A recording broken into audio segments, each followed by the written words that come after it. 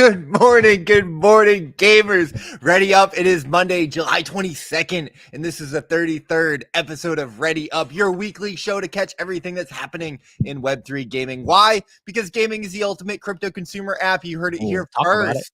I'm your host, Icy Gaming, running duos alongside Peyton Kaleva, Web3 marketing lead for Shrapnel, K9 of the K9s. It is WolvesDAO, the best alpha pack in Web3 gaming, that is hosting a poker night this week. We're going to talk about that and so much Going back to more. your roots there, buddy. Going back to your roots. We'll talk a little bit about it, but dude, I'm super excited about it because there's never been like a more exciting Icy until like he was teaching me about poker. He was just like, yeah, this is in and all this stuff. And I was just like, dude, I am so lost, but I love your energy. Until I'm just straight gambling, like I'm casual gamer, and then you stop talking. That's whatever. Hardcore degen. We got so much degen stuff happening on the timeline. It's crazy, Peyton. Before we get started, man, how you doing? You look fantastic. Thanks, how was your weekend? Yeah, it was great, man. I think when it comes to like hanging out with the family, I've been in like a really good routine of like just putting my phone away. I know it's stupid because it's like a super cycle, whatever it is. But at the same time, it's just like my family is like always the most important. And there's been like a lot of like, family troubles, like death in the families and stuff like that. So just like always want to put that in perspective. And so it came at the right time. So got to spend time with Jackson, Willa, Olsen. So it was fantastic. How about you, brother? Yeah, man, good weekend. We did a family movie night. Saw some family. We went to go see Twisters, the new Twisters movie. Nice. I didn't watch it. Yeah, it's fun. It's a good family movie. Good family movie. Maybe not for the little ones. Maybe not for a 5-year-old. yeah. Maybe when they grow up a little bit more. But guys, Peyton said it. Is this a super cycle? And will we get a gaming cycle? We're going to talk about that. We're going to talk about the politics that are happening. Not too much, but I mean, there's some big news that has happened, like JD Vance being announced as Trump's vice president candidate. Is he pro crypto? We'll look at it. We also have Joe Biden announcing that he will not be running for re-election, and the timeline has been going wild since. I don't know why like major news be dropping on like Friday night, Saturday, Sunday afternoon. It's just crazy. Like, which means that we get to cover it first, which is the best, right? So dude, it was crazy. From the VP candidate being announced to like the Biden dropping. I didn't think that he was, but it was crazy. It was absolutely crazy. Absolutely, man. But don't worry, we do have gaming news that we're going to talk about. We've got updates from Pirate Nation, Heroes of Mavia, Deadrop, Illuvium, Yuga's Otherside, and so many more games. We're also going to look at Tim Sweeney from Fortnite discussing blockchain in Fortnite. That's what the clickbait was, so. Yeah, Jackson in the comments already saying, hey, don't you mess with my skins. Shout out to everybody that's tuning in already. You love to see it. Crypto Actor tuning in on the YouTube, so you love to see it, man. Good. Thank you for stopping by. Jaxie, Rila, Sovereign Jawa, Shady Shiba in the building, Witty Kitty, Shady Shiba, man, absolute legends. Retweet it so you guys can start earning some cooking. Exactly. Yeah, we're going to talk about all the news, but please, if you are tuning in, go ahead and retweet the space on X or hit the like button if you're watching on YouTube. It really helps us get the show out there. We're going to be giving away some USDC to some people throughout the show because we appreciate you.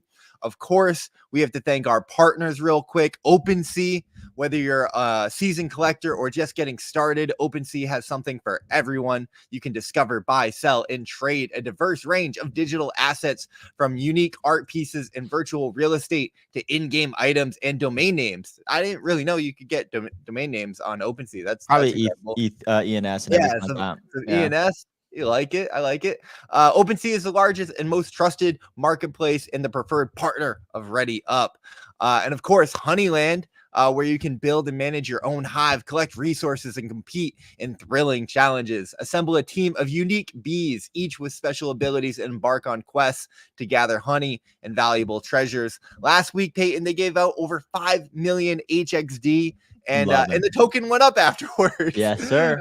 1.5 million HXD was spent in-game by people who claimed the airdrop, and net flows were positive after the airdrop, and the token moved about 20%. So you absolutely love to see that. I actually talked to McChillin last week. He was giving me some Honeyland tips. I think I got to like upgrade my one. bees and my queen bee and everything. Yeah, no, there's we've got a trailer from Honeyland a little bit later we're going to be looking at, but like, dude, the updates that they share on their website, and also this whole portal. I just discovered this, Peyton. They have this whole portal where they're like tracking the lore and like the whole story of the Honeyland universe. That's cool. And there's multiple, like they're building the game to have multiple universes. So we've been in universe 1, but they're actually now introducing universe 2. Very cool. We're gonna take a look at that. Super exciting stuff. We also have to thank CARV, where you can effortlessly sync all your gaming profiles, track your progress across various games, and even trade your digital assets securely in one place. Say goodbye to the hassle of switching between apps, and hello to the streamlined gaming experience that is CARV, the largest modular data layer for gaming and AI, which they've got an airdrop that they've got going on. We've talked about this before with their InfiniPass season 3, but Payne, I think if you go to the next screen there, or the next tab, their airdrop is pretty cool. You can farm a bunch of quests here. They've got a bunch of games where you can go in. There's some missions. If you scroll down just a little bit more, these missions are actually really cool, Peyton. We're going to talk about Stardust and Starbase and them launching their missions, which is also really interesting. But like, look at all this stuff. You can jump in there, earn games too. Yeah, earn Soulbound and Soul tokens and all sorts of craziness. So if you guys have not signed up on CARV yet, like I know we got some of the best farmers in the business. Sovereign will come in and tell us the min-maxers type of way. So yeah, you need to be farming season 3 of CARV. Shout out to CARV, Honeyland, and OpenSea for making this show possible. We appreciate you guys. But with that said, Peyton, oh my goodness, we've got so much to get into this week, man. Do you want, let's start with JD Vance. Like maybe start with like the first news. This was like the first news that broke this week. That was like crazy politically. Seems like JD Vance is a potential positive sign for crypto. I guess he holds $250,000 of Bitcoin. He's slammed Gary Gensler in the past. He's a bit younger, 39, I believe. Okay. Which is going to be really interesting, man. I was thinking about this when I saw this, as like the older government elected officials like age out. We're going to have millennials coming into office and like just a younger crowd that like are way more open-minded and like familiar with like cryptocurrency and the technology and all this stuff. Like, dude, like it's never been more inevitable in my mind, you know, from a US legislation regulatory standpoint. So it seems like we're gearing up for a cycle of all cycles. I know, dude. It's crazy just to even think about like some of the VP candidates or like you said, politicians being like a lot more warm to crypto. I'm excited about it. Like, to be honest though, like what I'm nervous about is that Gary Gensler, like I used to watch some of his MIT, I think it's what MIT, in which that he was like doing lectures on blockchain. And it seemed like he was really up on smart contracts and stuff like that. But then he became like enemy number one, like, you know what I mean? So like, again, I don't hold my breath too much in terms of that stuff. I think Jackson in the comments were also saying there is some dirt on him in terms of crypto and stuff. But again, I don't want to get too political on here. Last political topic though is well, let me just comment on that real quick, Peyton, because you're so right. The Gary Gensler call out is really good. I was excited when he came in because of all those MIT talks. I remember going back and like kind of watching some of them. I'm like, oh, this guy gets it. Like, this is gonna be fantastic. And then he was like the worst thing ever for crypto and acted like basically a war on crypto. So yeah, I'm holding my breath as well with JD Vance. I also agree with you. Like my ultimate take is like, I don't get too into these politics. I don't get too into, you know, this person versus that person. Really, like the reason we're including it is because it's the news story of the week. People are talking about it on the timeline. So it affects us in our little specific world too, right? Policy also shapes like the way in which that like the things that happen, right? Like foundations And the way that people are making tokens right now is a byproduct of policy and like the US is like kind of repulsion towards crypto and tokens being in games and all that stuff. So if policy and political figures are entered in, it affects us. So that's why we cover it. It's just one of those things. 1000%. So that leads us to the next one, man. Joe Biden is stepping down, or at least announcing that he's not running for re-election. He later goes on to endorse Kamala Harris as the front runner for the Democratic National Party. Wildest, man. A lot of people were talking about this, covering it. Like predicting that he was gonna not run, and there's all sorts of political hullabaloo, to be honest. You can go down quite the rabbit hole over here. I have said on the show before, I kind of made it a point personally to like not get caught up in all of the drama of the election, if you will. But like you said, the reason why we're covering it, I mean, Trump has kind of come out and said like he's going to be the president of crypto, and pro Bitcoin and protect the Bitcoin. He's doing all the talking points, which I'm sure someone just like wrote for him. But all of this has everyone pretty excited. I mean, markets kind of ripped initially when Joe Biden stepped down, because historically Trump has been good for the economy, at least in the short term. And people believe that this is going to be good for Bitcoin and crypto. It's all really lining up to be a crazy, crazy cycle. I saw a tweet that was like saying that like, they said that we weren't going to get a cycle like any other, and this one is shaping up to be the biggest that we've ever seen. I mean, there's even rumors of Trump appointing Larry Fink as like the Secretary of Treasury, and Larry Fink is on a media tour right now, singing the praises of Bitcoin and real world assets and crypto. So like these are crazy things to see. This is a crazy time to be alive. It's really exciting. I think that there's going to be tons of opportunity in these markets. We've got the Bitcoin conference happening this week in Nashville, Tennessee. Trump is scheduled to speak. There's rumors of Elon. Man, like we're just going down the list here. It's crazy. I would love to hear what you guys think in the chat of all this, right? Let us know your feelings on all this. I mean, are you excited? However you fall on the spectrum, regardless, I think, listen, I'm wearing my Choose Rich shirt today.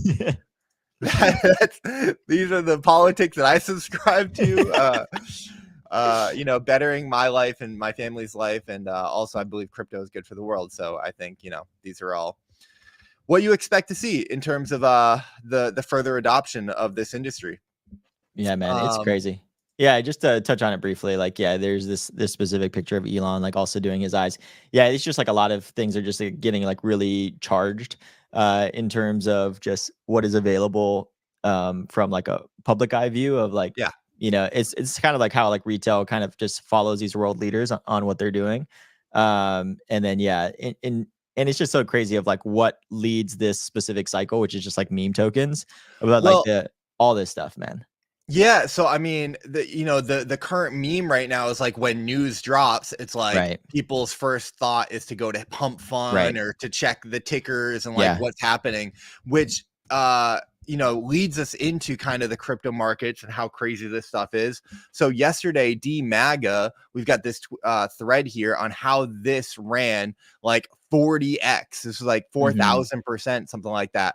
So that photo from Trump's profile picture is from this dark MAGA, meme token, if you will.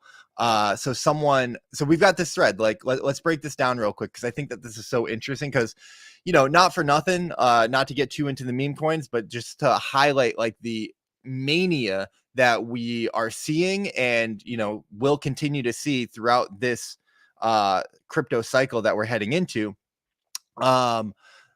D-MAGA, dark MAGA, if you will. It's, I guess, it's like, stylized profile pictures. They wanted to get Elon to, see it and maybe, like it or something like that. So at 9:02 a.m., Chris Winnig tweeted the PFP to Elon saying, "It's time, Elon," like, and included the photo. And then about an hour later, Elon Musk actually changed the PFP that was sent to him to this D-MAGA image. And we've got other people kind of using this. Yeah, Mark Andreessen. You got Whiff shilling the meme. And then you had Bitcoin Maxi, Michael Saylor also sharing it. Many other elites changing it. Okay, cool. And then this token just ran up like absolutely crazy 40x. So the reason I wanted to share that is because I've been following Orangey, obviously incredible gamer, but also meme coin Maxi. Yeah, extraordinaire. One of the things that he shared here, guys, and this is a little bit of alpha for you. Most of his profitable trades have been from important figures, companies tweeting pictures of animals, insane world events, and celebrity coins. He's, doesn't really do the conviction plays. He's a flipper with Discord tools to tell him who's tweeting. You don't have to spend all day aping random new pairs. Sometimes patience can pay off. You might miss some runners, but that's probably the best way to make profits. Just always be early and catch them first. Don't FOMO once you're too late. And, if you were catching D-MAGA yesterday, because I saw some of the crypto Twitter influencers like Not So Fast and Trader S1 do really, really well on that just from catching it. I mean, that was a massive opportunity. Yeah. And shout out to Orangey. He has been covering in real time how he's doing all of this. His YouTube channel, he made a specific Web3 the 1 hour YouTube live channel. Meme coin trading, $1,000 in profit. It just is. It's so fascinating to see how his eyes go. It's crazy. And I don't know if you guys have seen this, but I've been tracking it and, give him a little bit of love right now. Again, not to like lean too much into the degen, but these things are out there and it's happening right before our eyes. People are making life-changing money and generational wealth and things like that. So if you're interested, what I love about this is that, you've got someone who we know personally who is creating this content. He's not monetizing this. He doesn't sell a course. He's not doing, the only thing he does monetize is his chat, his Telegram chat. Yeah. And he's got like a ref link to Bull X or whatever the trading platform is. But like, this is just someone that I know personally that like I've seen, start down this path. So I think that he's a content creator. He's a YouTuber. He's a streamer. That's like in his blood and his roots. So, he's creating content around what he's doing and what he finds most interesting. So I just think that like this is some of the most up to date, in real time, genuine content that at least I can trust because I know the person and know their story. He's also killing it too. Like he's also killing it. And he's killing it. Yeah. So you can go along that journey with him. If anything, it's fun to watch, to be honest, like his lives and everything like that. Like for me, I'm just like, how the heck? Like my mind does not work like that. But honestly, man, like he was one of the first people that like jumped on the bandwagon early.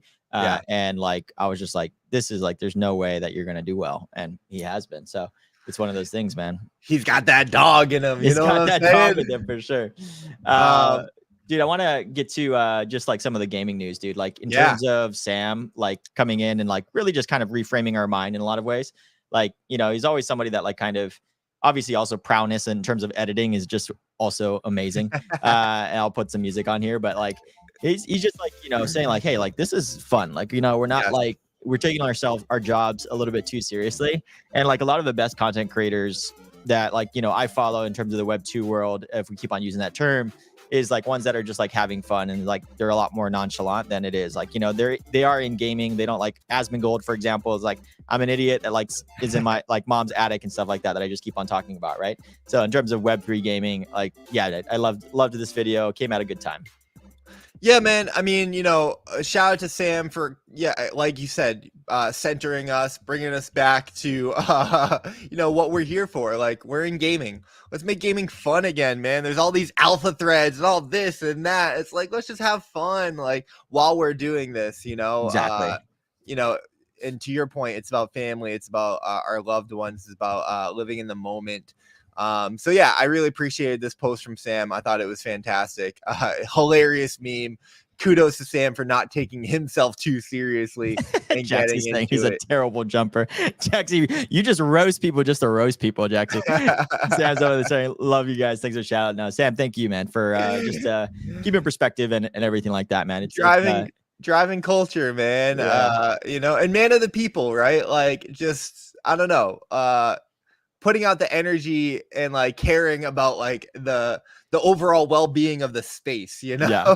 Like the Thanos gauntlet is also like starting to become like a thing, and everything like that. Yeah, Taylor just saying jump pump and everything. Yeah, dude, it's a good time, dude. One more thing before we move on to the gaming news, I see is like really the markets, right? Oh, like we are so we covered all that stuff. Like, how is this impacting the markets, man? We're so back like we never left, man. We're right around $67,638 for one Bitcoin, which is absolutely insane.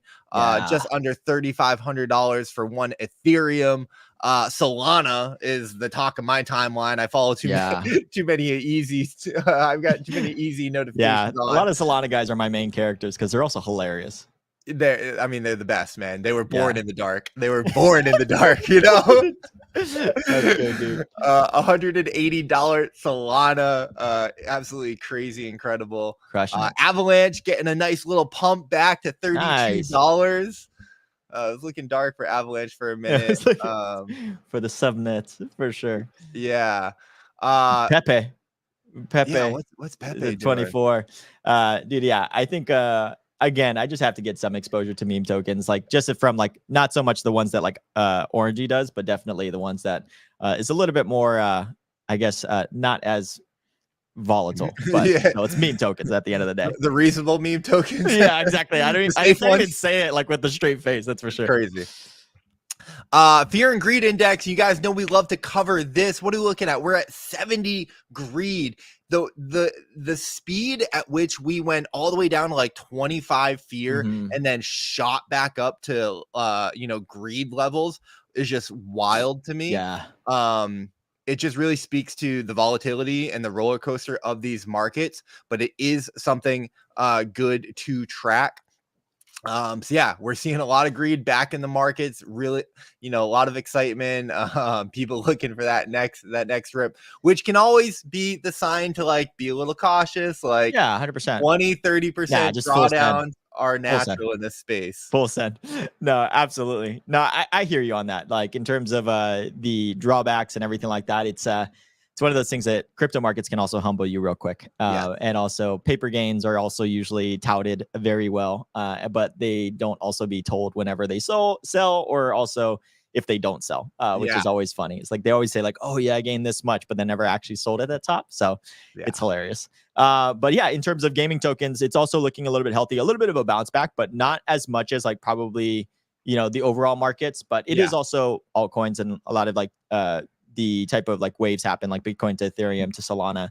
We're seeing that kind of now, and probably once it steadies out again, we'll probably see another altcoin specific rip. But yeah, there's still a lot of prices that like, if you're going back from like back whenever, like we covered like a few months ago, I see like Prime was at like $21 or something like that. It was something stupid. So in terms of a lot of these aspects of things, like don't disregard the buys. Definitely go into the specific tokens that you feel as if are a little bit more stable. But I'm allocating some Ron and Prime actually at these levels. But again, not financial advice. That's just me.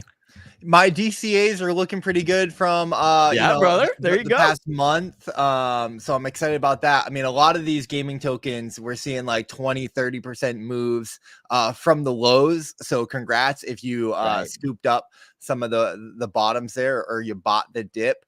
Some of my Avalanche buys are looking really good right now. Ronin as well. My Shrap buys are looking pretty good, man. Shrap is up 23% from the low there. I know you got some like last week at like pretty much the all-time low. So so pretty for you, man. Pretty happy about that. I saw Metalcore. Metalcore was up. I think at one point it was up like 60%. It looks like it's only up about 33% right now. If Ja was tuning in, he'll tell us. One of the watch lists that I'm looking at. Don't also Yap was having a hard time with I know. Poor Yap, dude. Dude, it's crazy. Yeah, in terms of the gaming NFTs, in terms of floor price, the Pirate Nation's just been ripping, bro. 1.6 ETH, 141 sales. Matrix as well. Matrix, like, I give them props, man. Like, they've always kind of been at the top of here. I don't know if it's wash trading because it's on Polygon or anything like that, but at the same time, dude, they are constantly getting at the top of mind. Actually, this is actually on Ethereum. So Matrix specific Ethereum's sales of 161. That's awesome, man. You see Azure Games here, 0.98 with 30 ETH, 30 sales and stuff. So it's pretty, Sugartown Oris, 105 sales, 0.19 ETH. That's nothing to scoff at. Especially whenever you see sales and volume, there might be something that's there for you guys to check out. So, I have to go through, I need to put this in my like routine schedule. And this is not an OpenSea ad or anything like that, but like, I love that the category. It's an OpenSea ad. Yeah, it's an OpenSea. Oliver, make him be happy. But no, man, like seeing like some of the sales, I need to do a better job at putting this into my routine type of thing, man. It's freaking amazing. You know what I did, Peyton? Well, I agree. Go to OpenSea, but also, as much as I love OpenSea, I've started here. CoinGecko is, listen, we need a CoinGecko sponsorship. I started curating a watch list for my NFTs on CoinGecko, and I'm able to like curate it a little bit more. And it's just like, it's where my tokens are, token watch lists are. Yeah. So it's a little bit easier to switch in between like the token stuff and the NFTs. So I've been using Nexus more and more. I just need to get used to the platform, which is nice. Johnny's thing. I don't know if you have access to it, but I can give you access. No, I do. Okay. Yeah, he has like these signal things. I'll show it sometime on the thing. Maybe I can start drifting over to that for some of my specific calls, because I have all my watch lists and everything on there too. Okay, interesting. But we got the farmer extraordinaire Sovereign Jawa saying crypto rank over CoinGecko. Oh, so, you heard it from the GOAT himself here. Also, just want to shout out Valent in the chat, man. Dope gamer, incredible like community member. I've been rocking with Valent for a little while. We had a call last week, got to like connect with him one-on-one for a little while, which is great. Shout out to Taylor Sid in the audience as well. Let's do some quick giveaways, man. Who's been retweeting this space? I will go to Valent since it's his first time. Give it to him. Give it to him, Valent. 10 USDC for showing up, man. I also want to give it to Kay. Reela Kay has just been so supportive on the timeline. Really, even she was watching us right before she went to work. That's awesome. Thank you for that, man. I know. I also want to go to Crimson. My guy Crimson tuning in every single morning. I love that dude, man. So we got some more USDC to give away. Yeah, Each one of those guys, you just won 10 USDC or USDT, whatever I have in my wallet. We'll see. Yeah. Getting bare out here. I can also do it too. It's because of that dollar cost average, man. Crypto rank, just a thing from Sovereign Jawa. So clean. Yeah, dude, it looks very clean. So I'll take a look on this, but I want to give everybody else the alpha. Sovereign Jawa always puts alpha in the chat. So definitely stay tuned whenever he says something, because we definitely listen. He's sharing his whole. He has actually shared his whole gaming token portfolio. I think he shared a watch list from CoinGecko. But yeah, if you want to watch what he's looking at, you can go do that. Nice. So shout out to him as well. Yeah, he says better info on raises investing as well. So yeah, anyways, thank you, Sovereign Jawa, for that ad. Crypto Rank got some free footage there on that. But I see, man. Dude, Pirate Nation's been ripping, dude. Tell me a little about it. What you've been seeing for Pirate Nation. And Dith, dude, I will also want to shout out to Dith. He has been a huge addition to the Pirate Nation crew. He did like a mint for Good Luck Have Funners. But also from there, he also just like shown a lot of innovation from a crypto standpoint that gave me a lot of like, oh, dude, this guy knows what he's doing. He knows how to curate and he knows how to do all that stuff. And then he's also a huge spokesperson and also works for the crew at Proof of Play, which is doing Pirate Nation. Dude, huge addition to Dith, bro. For sure. Pirate Nation is on a path to like game of the year right now. Yeah. Like they are just crushing. So this tweet from Dith says that Proof of Play, their multi-chain infrastructure platform, it's coming, and not in months, it's coming in weeks with new features. Building creators are building stuff, or builders are creating stuff on top of the game. It's absolutely wild. So the game will be able to support more on-chain stuff in-game that were being done by all the players because it's fully on-chain.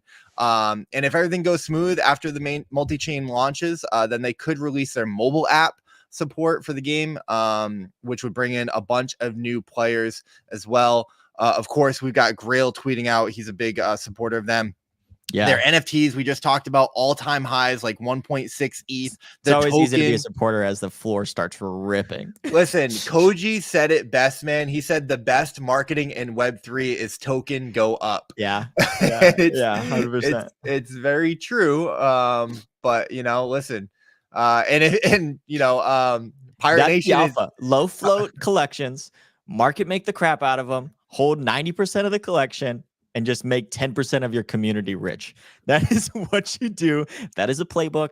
Sign it and ship it.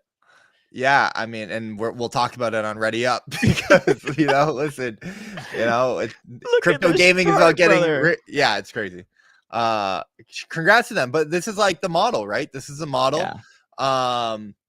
This is how you get mind share. This is how you get people excited. This is how you reward people for believing in, investing, and keeping that momentum going forward. Some of this community, like you said, have been like here for like 2 years, right? So like definitely love that they have looked at that and didn't look at it and you're like, hey, like we're doing our best job. It's like, nah, like we're gonna come along and bring you guys with us too. So very cool. Love to see it in the team.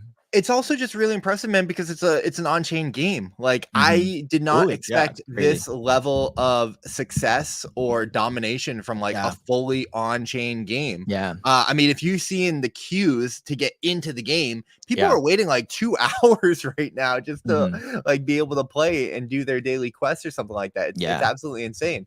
Something is also to be said here for like the token of Pirate. If you give Pirate token, but you also have a sync automatically to like come along with progression in the game and all that stuff, like how much people actually like dump that token, and everything is on chain too, so you can use it as a case study. And just whenever I talk to the founder too, like he is just so for like open economy. Like he believes in what he's doing. The reason why like he got A16Z money and all that stuff was because like he believed that like this is the future of gaming. And like if you hear him in a town hall, like he really means it. He doesn't give a crap what other people think.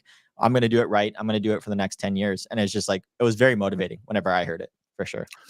100%, man. And like the takeaway for me is also like, look at the teams that have such a strong background and have that vision, right? Coming from Zynga, this team was like kind of one that was maybe obvious in hindsight. Right. So shout out to Amit from Pirate Nation and like building towards that vision.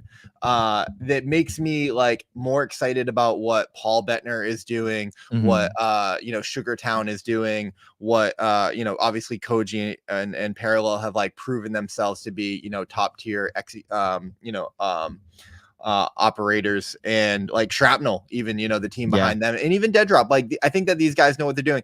And like I talk to a lot of teams, Payne, you talk to a lot of teams, and when they're asking, like sometimes teams will ask me my opinion. I'm like, why are you asking me? Like it's like I'm concerned that you don't have an answer for this, right? Like you should have a vision for this. And if you don't have a vision, then like that makes me more concerned. And Pirate Nation has had that vision, right?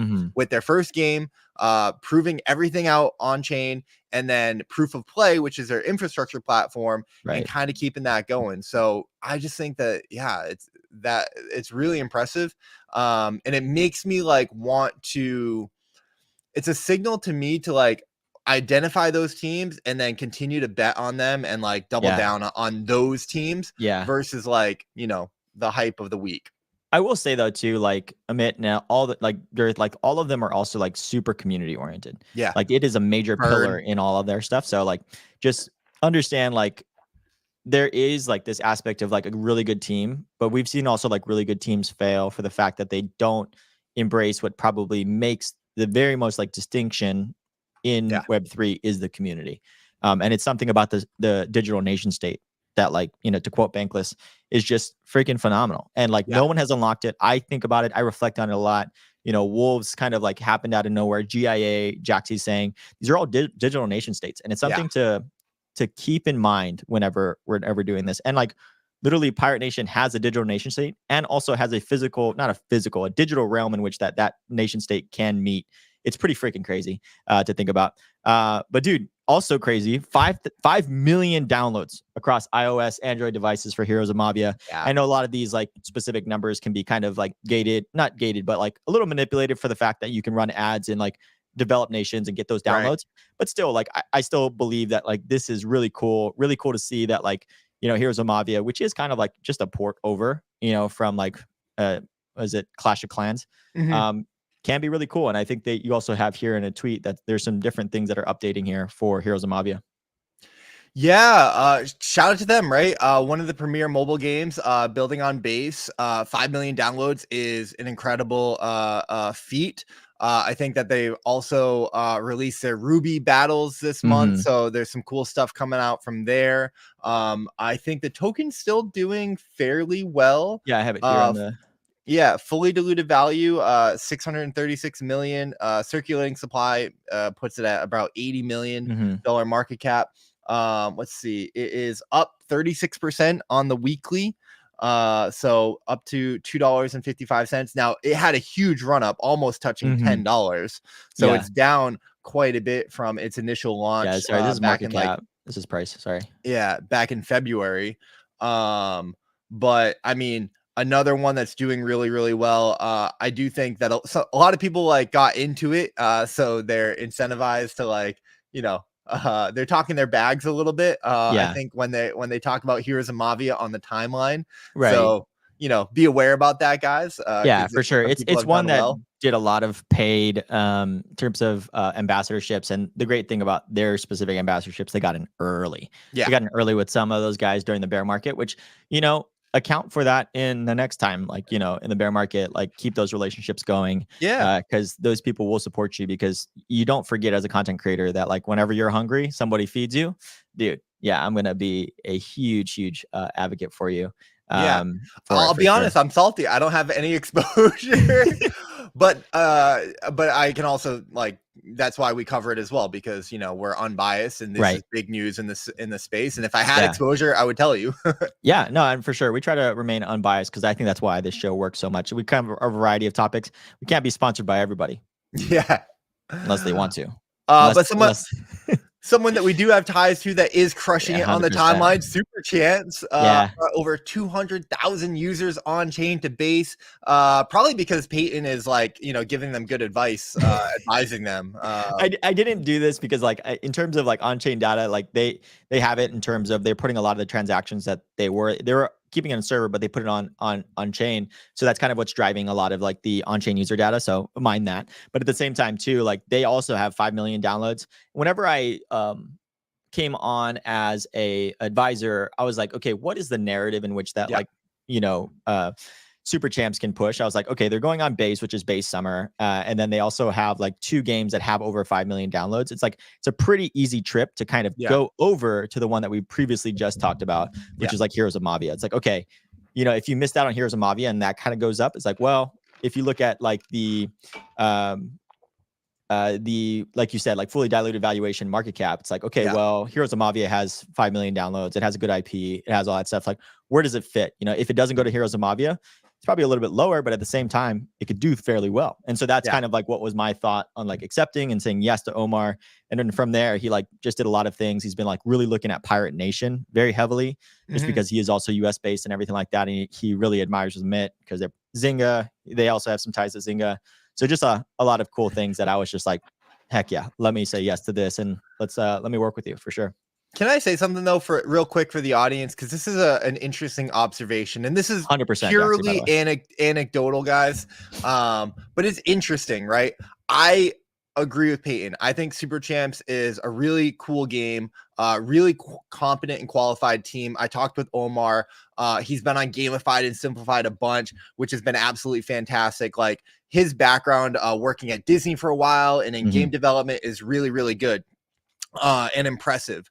But at the same time, and I think that they deserve all the success that they're getting. I believe in them, but at the same time, they clearly made a big marketing push, right? They kind of came out of nowhere, and you see a lot of people talking about them. And I think that's because they've been, spending that marketing budget and making this big push, which is totally fine, right? I think it's a testament to how still kind of small this space is, and how you can make a lot of noise and have far reach with, like, reasonable spend or reasonable like influence within the space. But I think it's important to take note of that too, right? It's like, okay, everyone on the timeline is talking about it. Well, like, hey, they're making a big marketing push, so beware. And I think, like, just take that into consideration when you're doing your due diligence, and be aware of that FOMO that is being created, because that might be, the most hype that they get for a little while, in comparison to a Pirate Nation. So Pirate Nation had a similar approach, I think. I didn't do any marketing with, I haven't done any marketing with Super Champs or Pirate Nation, but I've talked to both teams. I support both. I respect them immensely. Just commenting from a pure like market participant standpoint. Pirate Nation, I think, did a lot of marketing, but they also had a lot of organic support as You've been well. around for 2 years. It's to crazy. That point, right, of building that community. And I just think it's really interesting, like, to see, to try and like parse the amount of organic stuff and authenticity, as well as like kind of like this marketing push that they're doing for this big activation. And I've been saying it for a while. Only time will tell, like, the cream will rise to the top. And that's why I wanted to highlight like Pirate Nation's success after so much of their marketing push, right? Their token generation event, their big play to airdrop campaign, because they're still seeing that success. And I think that's the model of, like, you spend that marketing, you get the mind share, but you back it up with a great game and a great community and a great vision that you're building towards. And I think, this isn't to Super Champs whatsoever. I think that they'll probably have a similar kind of journey, because they've got great games and a great team. But I just think it's really interesting to see.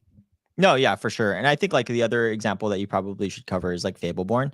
Yeah. Fableborne, in terms of that aspect of things, is like very relational in terms of the way that they've done content. And so whenever you release it into a very relational, specific inbred, even Infinigods, in a lot of ways, they've been around. We know their names in terms of like, a like year and a half or so of developing that relationship. You're going to support them in a lot of ways. And so, yeah, it's pretty crazy, man. I'm excited to see it. Someone that I've had relationships for a while that I'm excited about supporting. Next up, man, Illuvium is launching. Their global launch is coming this week. Not everyone supports them on the timeline, which, like, I totally understand. And, hey, like, Mazel tov. To each their own. I get it. But this is just a game and a team that, like, I'm generally kind of rooting for, that I want to see do well, because they've been building in the space. They've got a clear vision for what they want to do. We'll see. It's a grand it's an ambitious idea, right? To launch 3 games, 1 universe. They've got their base builder game, they've got their kind of auto battler, and then of course they've got their open world overworld game. Shout out to Sam, I love you, brother. Justin the Mind in the chat, good morning. Appreciate you swinging by. We are going to be talking about Ancient 8 and all your success, so stay tuned for that, everybody. But guys, yeah, Illuvium raised a bunch of money. Some people love them, some people criticize them, but their official launch is this week. I imagine that they're going to be making a big push marketing wise. They obviously have the Team Liquid kind of affiliations. I'm excited about this, man. I think that this is going to be a very telling signal for the market after their launch, not immediately maybe, but like over the next 1 to 3 months, to see how Illuvium does, if they can gain some traction, or if they fall, if what their naysayers say is true and they kind of fall flat on their face and people aren't interested. I think the game looks beautiful. I think that they've done a ton of work building out this vision. So personally, I'm excited. I'm rooting for them.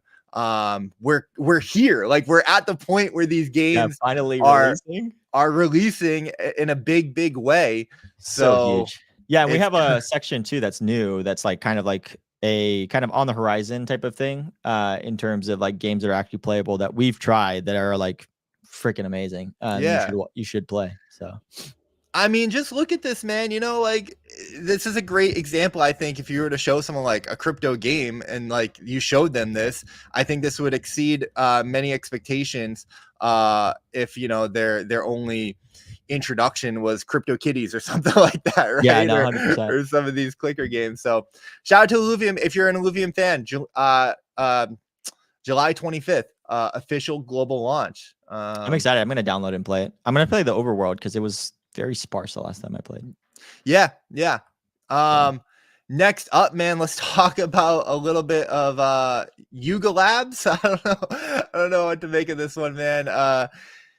They announced their next Odyssey. They're proud to partner with Pixelvault to bring you skill-based wagering to the other side and other future products via Reboot. This was met with kind of a little bit of a thud. People weren't too interested. Not as bad as the CryptoPunks, but still a thud. 100%. Yeah. You had if you scroll down in the comments, you know, Yellow Panther is like, I really don't know what you guys are doing, man. The attacks are being like, okay, but for what? Of course, we had the viral tweet from Finn saying like, you know, I bet that this like isn't gonna launch, which spurred. We don't have to cover it too much, Peyton. This is a family show. I know your feelings on this stuff, but of course, Garga. If you guys didn't see it, responded he woke up and chose violence. Yeah, to Finn. Pretty much. Both of them did, right? Finn and also Garga. It's like you don't have to post this, but at the same time he did. And like again, Finn is kind of like this, right? In terms of just like wanting to do it, like very quirky type of like, like quick-witted in terms of that aspect of things. And then in terms of what people don't maybe understand is like Pixelvault like lets you do skill-based wagering, right? So we didn't actually cover like the story for you guys, like skill-based wagering and Otherside's not out. So Finn was just saying, he's like, hey, can I actually wager on you guys actually ever launching? Garga did not like it too much, but I thought it was funny. But it is what it is. Do you have to say it? Can you keep it to yourself? Yes, but he didn't. And providing content already up. I don't know if you have any context on Pixelvault. So this is from G-Funk. G-Funk, obviously behind Wolf Game. And they're building Play Battle Plan on Arbitrum. They were at NFT NYC. Really nice guy. I met them kind of. I feel like they were like, you know, the game of the darling. They were like the darling game in 2021 during all the kind of like chaos and craze. But like, I don't know where they kind of stand now. We do have this thread from G-Funk. And guys, all the show links will be linked down below after the show in the YouTube chat. So, you know, if you want to do any like further research on this, we try to give you like a very comprehensive overview of everything that we're seeing here. But you know, G-Funk is really excited about this. Pixelvault is really excited. But yeah, I mean, you know, Yuga being Yuga, right? Well, for sure. Like you have to be excited about it. He's the CEO of Pixelvault. So like in terms of what it is, it's kind of one of those things. Like I agree with Panther. Just like what are you guys doing? Like it seems like it's just so, you know, whenever you look at outside looking in, it's just like what are you guys like doing? Like I don't know like what vision you guys are trying to do. Like there's these pillars and stuff like that, but it doesn't seem like you guys are acting upon them. Or at least if you are acting upon them, tell us like which pillar that is and why you're doing it. And it's just kind of like a very lackluster, like Otherside is preparing for the next Odyssey, Pixelvault to bring skill-based wagering to Otherside. Like, let us know what that is. What is it? Like, tell me why I should be excited. And like, that's just, and that's what like Yuga does, right? Like leaves a lot of people in the dark. There's a lot of speculation. And that's what happens. Like the lands, everything that they've done, whatever they sold is based on speculation and like not telling everything in the cards. And people are trusting Yuga because of their IP and their brand. But it ends up just being doesn't deliver anymore because I think we're asking more of these brands and these IPs to tell us more about it, right? Like Pudgies are kind of setting the stance on that aspect of things, of making sure that like, hey, whenever you are doing something, tell me why. And Luca does tell why. Like Azuki, you know, they're making an anime. So like, I'm not expecting anything outside of it. I don't know what I'm expecting from Yuga. So like, you need to tell me like what I am doing. If it's Otherside, tell me more about Otherside and why I should be more excited than exploring like an empty world, right? And if it's not empty, tell me that it's not empty and tell me where I should go. You know, it's just one of those things. And they're also people. I think the market is also just looking for, something more exciting and bigger. Yeah. Like, this is not the announcement that people are like looking for or waiting for. Yeah. They want something that's gonna reflect it probably well in the markets, because their assets are just so down bad. I mean, looking at like Otherside deeds. Oh my goodness. They're really down. Really super down, right? And then of course with like the whole far away and heavy metal and all that stuff, I can understand people being like, this is not what we want from you guys, and Yeah. But at the same time, it's dude, the situation that Yuga's probably in is really, really rough, right? Yeah. There's probably no win for them. Well, it's also probably bloated for the fact that like Garga's coming in and probably like, we saw the sale for Far Away and all that stuff. So it's just like trying to consolidate and maybe things that were already in motion that he's just like, okay, we'll ship it and then like we'll deal with it after, right? Like in terms of that aspect of things. And so like I don't know how much those cycles are for like these sprints and stuff. Yeah. But maybe the Garga just came in and inherited a whole bunch of stuff. It's like, okay, everyone just finish what they're doing and then let's stop. Maybe this is a byproduct of it, but I don't know. Yeah. Let's move on, man. We got so many more updates to cover.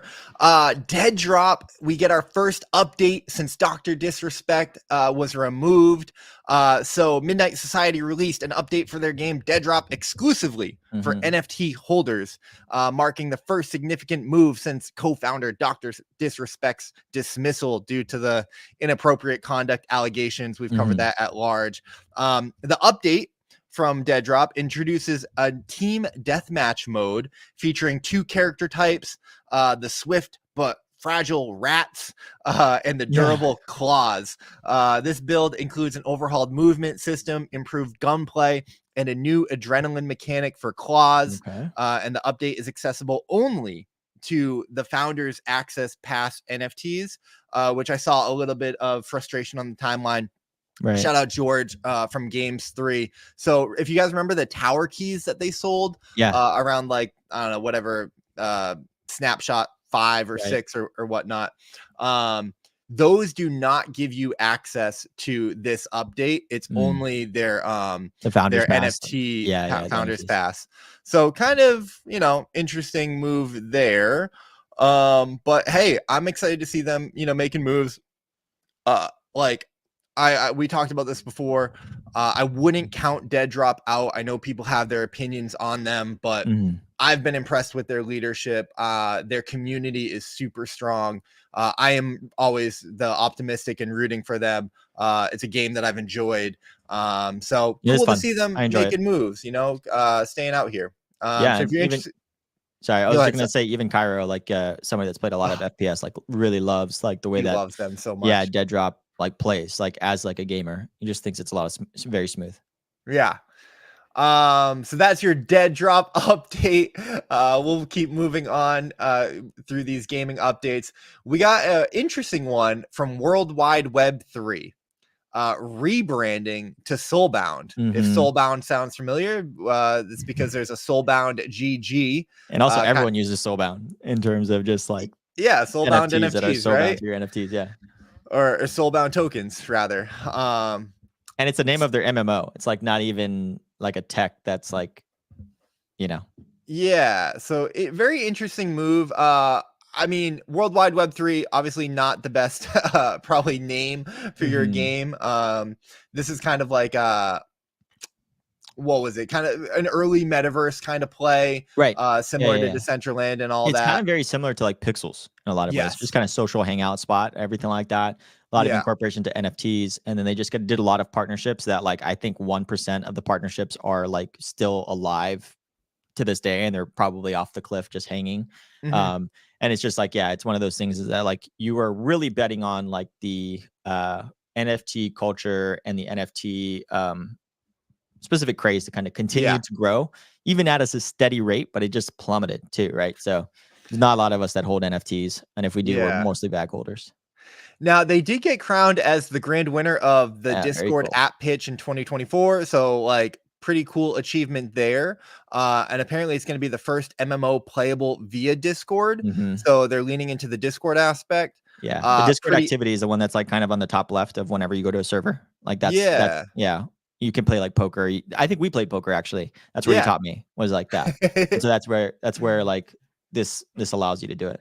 So yeah, so they're cooking, they're moving. I remember I talked to Paisan. I think this was the game that like brought Paisan into crypto gaming. Like this is one of the introductory games for a lot of people. I think even YP has said that like he's had NFTs from this game. So cool to see. I think a rebrand is good. I don't know about the Soulbound name. To me, I'm just always going to associate that with the tokens or Soulbound GG. But you made a good point, Peyton. Like not many people, you know, outside of our little bubble are going to know that. So it could perfectly be fine. Yeah. And when you're pouring it into like so many discords, like across like, you know, what a publishing route too. Like you're going to have mind share relatively quickly, and you will be the Soulbound in people's minds instead of ours, where there's like 2 or 3 people that are like kind of vying for that or battling for it. So and interesting that they're going the distribution model through Discord. I love it. Yeah, I know we talk a lot about Discord distribution. So really cool to see there, where everyone's going the ton clicker game aspect, which we're going to talk about. There's a ton games. Nice. Get it, brother. Get it. Double entendre. Don't ask me how.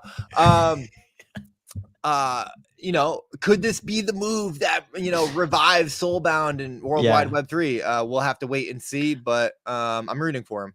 Yeah, I love Discord integrations. I think like, you know, Discord and Telegram is huge for like network communities. We kind of touched on it, network states.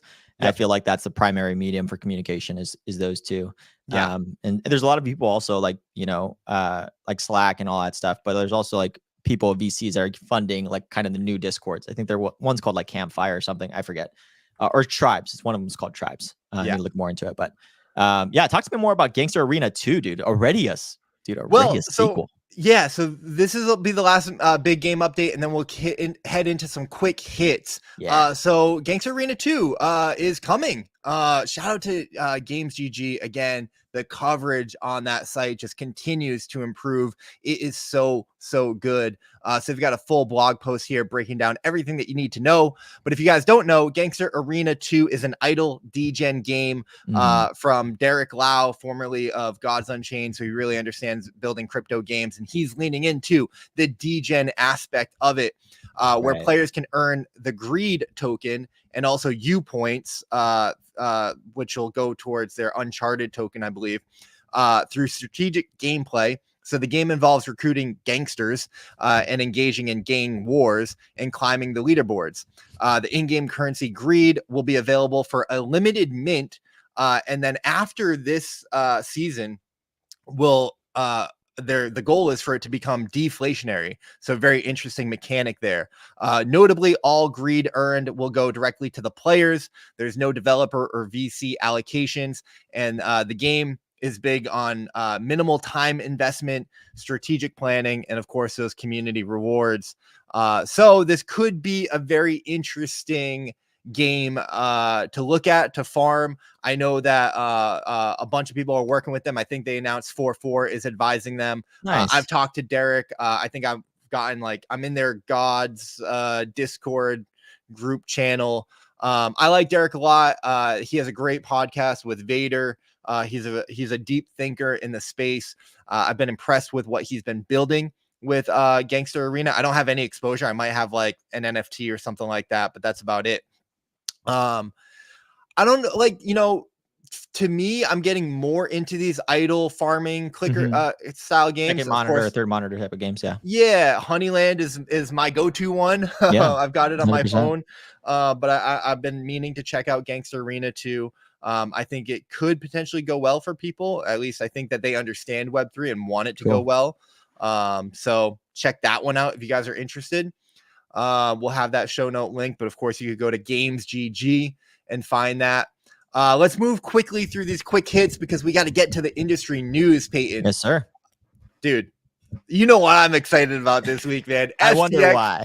3.2 is coming. Don't July even add 25th. Him at the end of the week, guys. He's going to be busy. He's going to be gone. He's just going to be doing this. So Peyton, he's trying to climb that leaderboard. What's up, my girlfriend is working this weekend. Oh, so dude, that's terrible. I might be streaming, like, I don't know. I might do like a 10-hour stream on Saturday. Dude, 24-hour stream.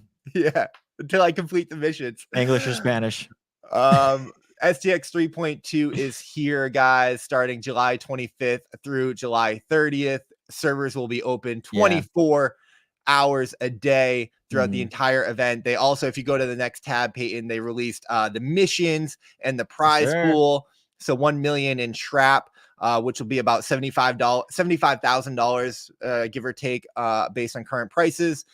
6 missions, half of the Shrap pool will go to operator holders. What I love about this, Peyton, and I'll talk about this because I know obviously you work for the team, but like I love how they introduced scaling operator rewards. So the more operators that you hold, the more bonus that you'll get. Yes. I think that this is a very obvious thing, right? Yeah. But like the way that Shrapnel has systematically introduced game updates over the course of this year. I mean, we're only 7 months in, and the amount of updates that I could recap from Shrapnel from each STX event is just so massive, from marketplace updates to, skin fragments to, skins in the game, just so many things. Yeah. Now they're incentivizing operator holding more NFTs. And what I like about this, and I tweeted about this, I think that this is a lesson for many crypto games in the space that are building in public. Like the STX events give Shrapnel an opportunity to get that user feedback and then make fast implementations or improvements or changes to drive the behavior. What I'm seeing as a market participant, to drive the behavior that they want, right? They care about their operators. They care about their ecosystem powered by Shrap. So they're trying to do things from my outside perspective to drive value for that ecosystem and the people in it. So I just think that this is a really thoughtful, tasteful, cool way to do it, while still always being focused on the game, driving people to go play the game and leading with gameplay first. So as someone who enjoys Shrapnel and then, have operators and have Shrap, it's a really good experience on my behalf. Sorry, this is supposed to be a quick hit, but I went on a tangent there. One thing that I'll probably say that a lot of people don't know is that we're going to be in like Hong Kong for like Ian Wang, who's our representative in the APAC region, is going to be doing China Joy. That's the reason why like the badge and STX 3.2 and everything like that is kind of themed that way. Yeah. And so really cool way to kind of look at it, but also just exposure to that region that's usually not untouched by a lot of Web3 and too, like Calvin and Ian are huge in terms of that region. Speak fluent Mandarin and everything too. So yeah, man. The other extraction shooter that we played this weekend, or was it Friday or something, Thursday? But we played Xociety, and it was fun, dude. I enjoyed it in terms of like, you won, you beat me. You're I did. You're but better at games than by default. You had some crashes in terms of your stuff, and you're just like, I won by default for sure. But it was a lot of fun. Like I think whenever you kind of get it, a lot of these games, right? Like there's a aspect of like just no hand holding at all. So you just kind of have to get in there and just be like, why the frick am I not doing any damage? It's like, oh, I don't have any guns. So it's one of those things. And love to see what they're doing. And it's really all I have to say in terms of that. 15,000 total players, a bunch of countries represented, over 6,000 hours played. Shout out to Society. Cool event that they ran. Fun little game. Still kind of early, needs some improvement, a little shaky here and there. But great to see. And thank you for sharing those stats. We'll keep moving on with the quick hits here. Yes, sir. This is what I want to set you up for. This is back to your stomping grounds, brother. Ice Poker is where you get your name. Yeah. So shout out to Decentral Games. They are sponsoring a WolvesDAO poker night, and thank you, Peyton and Sam, for allowing me to host this on kind of the WolvesDAO behalf. I need to get better. So full disclosure, they gave us like $300 each to try out their cash games. So we're gonna be playing tomorrow night. We'll be streaming it. And it's kind of like a keep what you kill, if you've ever seen Chronicles of Riddick. So if you win, you get to keep the money, and if you lose the money, well then, GG's. We've got Sam playing, we've got Crypto Gorilla playing, we've got Sinjin playing. We also have Cairo playing, who like is become addicted to poker. So really excited about that. Just so you know. I know. I feel bad. he's loving it, but I'm like, bro, like, you know, He I got don't you know. addicted to shooters, and you got him addicted Yeah, to poker. Let's see, like, 10-year horizon, who's a better friend? exactly. We'll be coping together. It'll be Yeah. good. So yeah, that's gonna be super fun. I'm excited about that. Keep an eye out for the stream, guys. We also got Valeria Games migrating to Zai. Zai continues to make moves and noise in the crypto gaming space. So you love to see it. Congrats to them. Anything on this, Peyton? No, I think it's in terms of migrating to Zai. I was kind of talking to you offline about it. Like Zai's starting to kind of like get their collection of people that like are very like Web3 natives that have like kind of a cult like community, like Meiji, Valeria Games, and then also Crypto Unicorn. So Yeah. I'm proud of them. MetaOps. Real quick, Jaxie and Jay Ryan are saying like, how do we get in? Yeah, no. So they're gonna have like private tables and stuff, so there you can be able to host like your own home games and stuff. So cool. This is gonna be a WolvesDAO activation, but I may be doing more stuff with them, so we can host other games. Jay Ryan, Jaxie, I'd love to get you guys in. Poker is my addiction, not even my forte. But yeah, guys, we can talk about it. Next up, man, MetaOps. MetaOps is coming back. They announced that they are joining the CEDEN ecosystem. CEDEN is building an infrastructure ecosystem to revolutionize how interactive entertainment is created, delivered, and played. So they've got their token CDN on Beam. So it's building on Avalanche. Of course, MetaOps was like on Avalanche before. This is a little bit of controversial because they kind of like talked about it. Left for a little while. They were a big game. I remember meeting them at GDC. Super cool shooter. Jin Kieran was a big player. I think he was an ambassador for the game. I saw him always playing, just dominating the map. And then they kind of left Web3 gaming. I think they were like, close to shutting down for a little while. Jin Kieran has very mixed feelings about it. And now they're coming back. I've talked to the team. They're going to be gearing up for a big push here. They're a young team. They're a young team. And so I don't hold it against them. Like, I think like there are a whole bunch of people that are just like scrappy and they're kids and like they're learning. And so I don't know. It's building game with your friends and everything like that. And so I wish them the best, but I personally won't be supporting it just because like I think there's a lot of shooters out there that are probably a little bit better. So it's not so much a byproduct of like if they came or if they went, because there's a lot of people that probably did that, or like we put our heads down, quote unquote. So it's one of those things. It's like we can't pick who's that. I would rather prefer these guys coming back because they are more Web3 native. They're younger, they're more malleable. But again, not something that I would support necessarily. The thing with me, Peyton, is that I don't mind business is hard, gaming is hard, but like come back and address it, address the controversy, address the FUD, let us know, be transparent, build in public, and own up to whatever is kind of happening.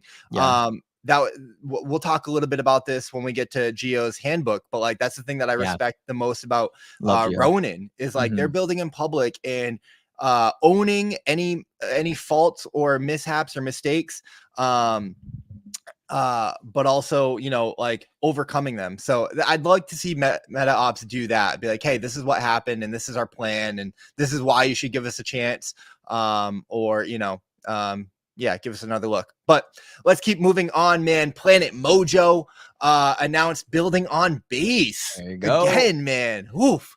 Great. I'm so happy for Planet Mojo. Also, base continues to dominate as well. Chain wars all over the place, but base kind of like the silent giant over there. Of course, we love Mike Levine and the Planet Mojo team. We participated in the Planet Mojo Summer Surge Creator Cup on Friday. It was a lot of fun. Shout out to OpenSea for streaming it. I jumped on stream. Yeah, I saw you. That was awesome, man. With Oliver. Really, really cool little fun event. Shout out to Sam. He absolutely destroyed me. I went 0-3 against Sam in my third match. Sam's a gamer, man. He's a closet sweat. Don't he's good. He's good. Sam will kill you with kindness and talk trash to you at the same time. It's crazy. I don't know how he does it. But that was a lot of fun. So congrats to Planet Mojo. We wish you continued success over there. Peyton, I think I have the links here because we didn't really have them, but we wanted I to got 'em. share. Okay. Yeah. We wanted to share games to watch, and we've got 3 games to watch. You guys are probably going to be a little familiar with them, but unless in the event that you're not, man, the first game to watch is just off the grid. Yeah, it's fantastic. So I played it over the weekend, and yeah, I have careful to say, though. I think you signed an NDA, so I don't know what you can and can't say. I don't either. You know, NDAs are so hard to enforce, anyways. But anyways, I just think it's like really fun. I will say, like, in terms of the aspect of like what this game is, and I'm just going to talk over the gameplay that like IGN put out. It is everything and more. Whenever you see these aspects of things, like these are not just like, I guess, looks, right, in terms of like how like Web3 sometimes puts a facade of like what you can and cannot do, or like puts a little bit more cinematic into it. No, this is like what you'll get. And so what I suggest anybody doing whenever they can't play, look at the gameplay videos that they've done.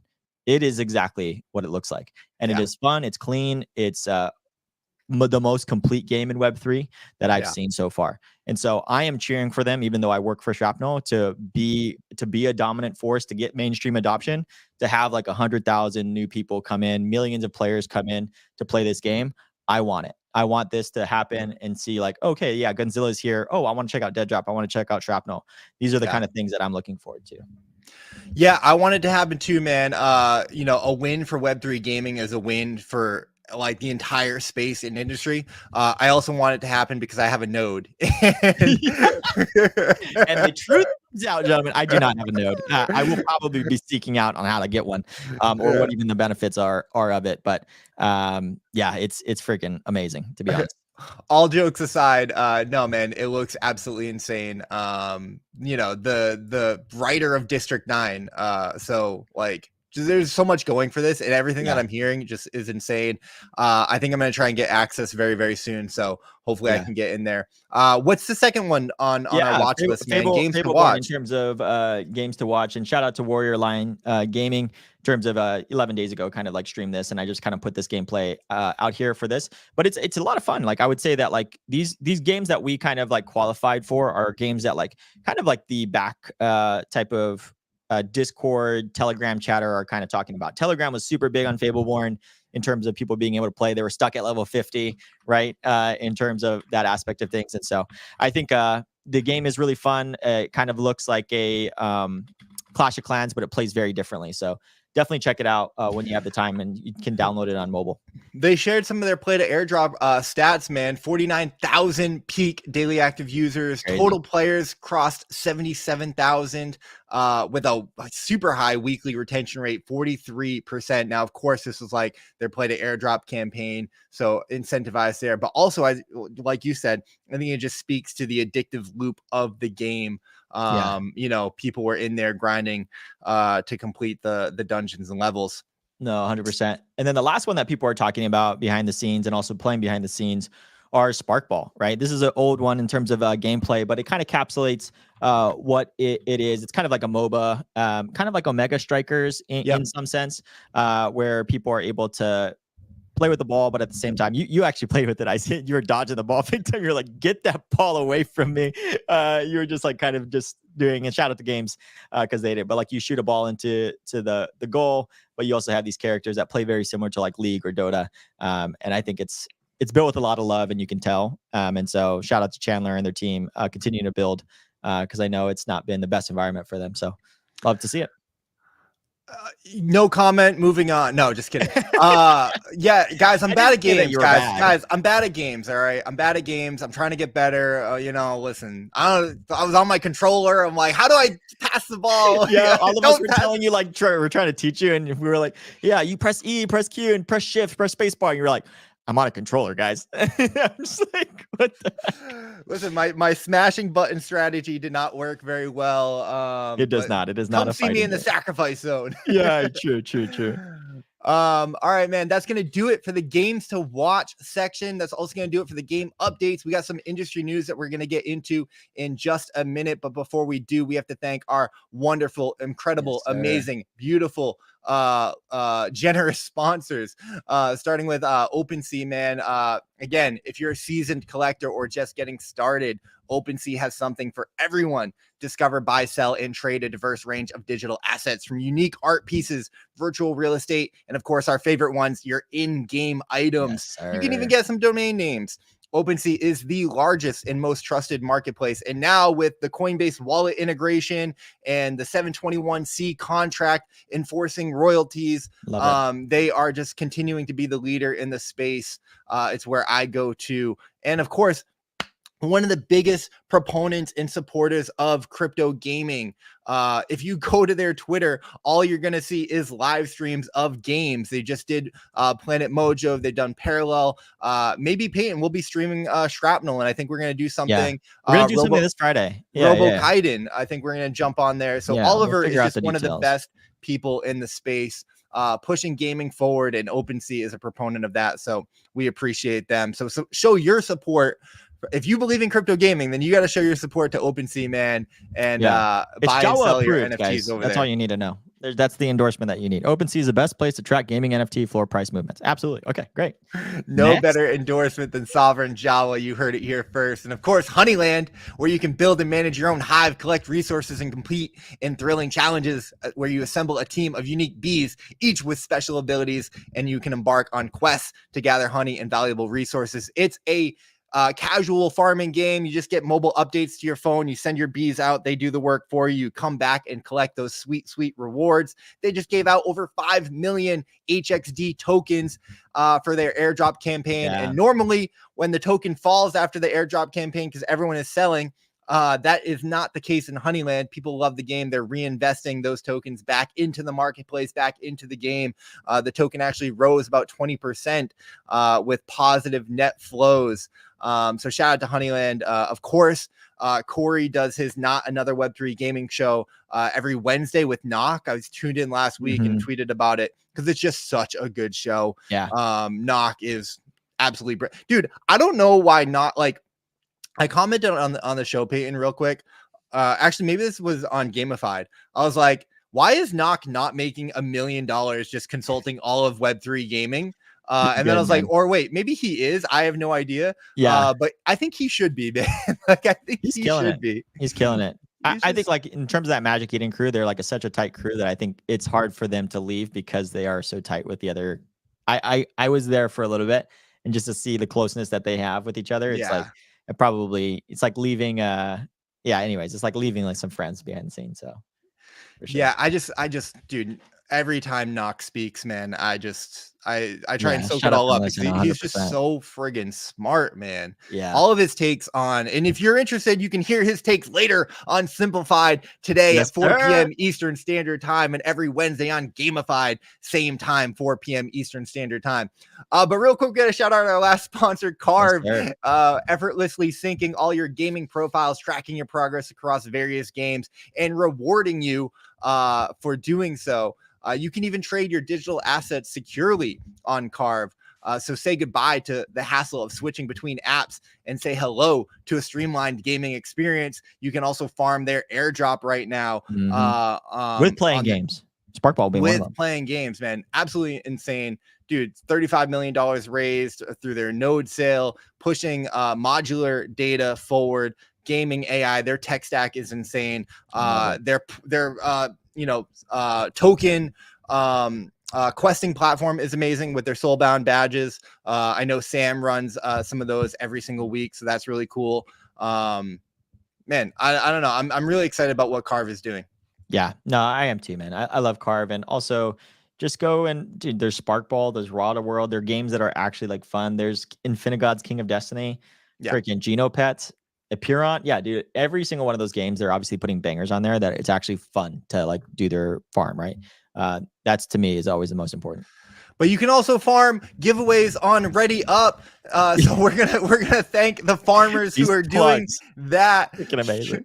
And I got to reward one of the top farmers in the game, Sovereign Jawa, man. I always appreciate the alpha that you're bringing here. I want to give Wes $10 in USDC as well. And let's see who else has just been killing it in the comments. Shady Shiba. I feel like it's been a minute since we gave Shady Shiba. And you just, dude, Give like, out shout out to Wildcard too. Wildcard freaking phenomenal. It warms my heart so much. And also Mount Doji. I got to give Mount Doji. I don't know how much money I got, but whatever I got, you guys are getting I'll it. send you some too. Mount Doji, I appreciate you for tuning in, man. With that said, Peyton, we got to get to this industry news, man, and get through all of this. Well, let's first talk about the thumbnail, the clickbait that I put out there. Ooh.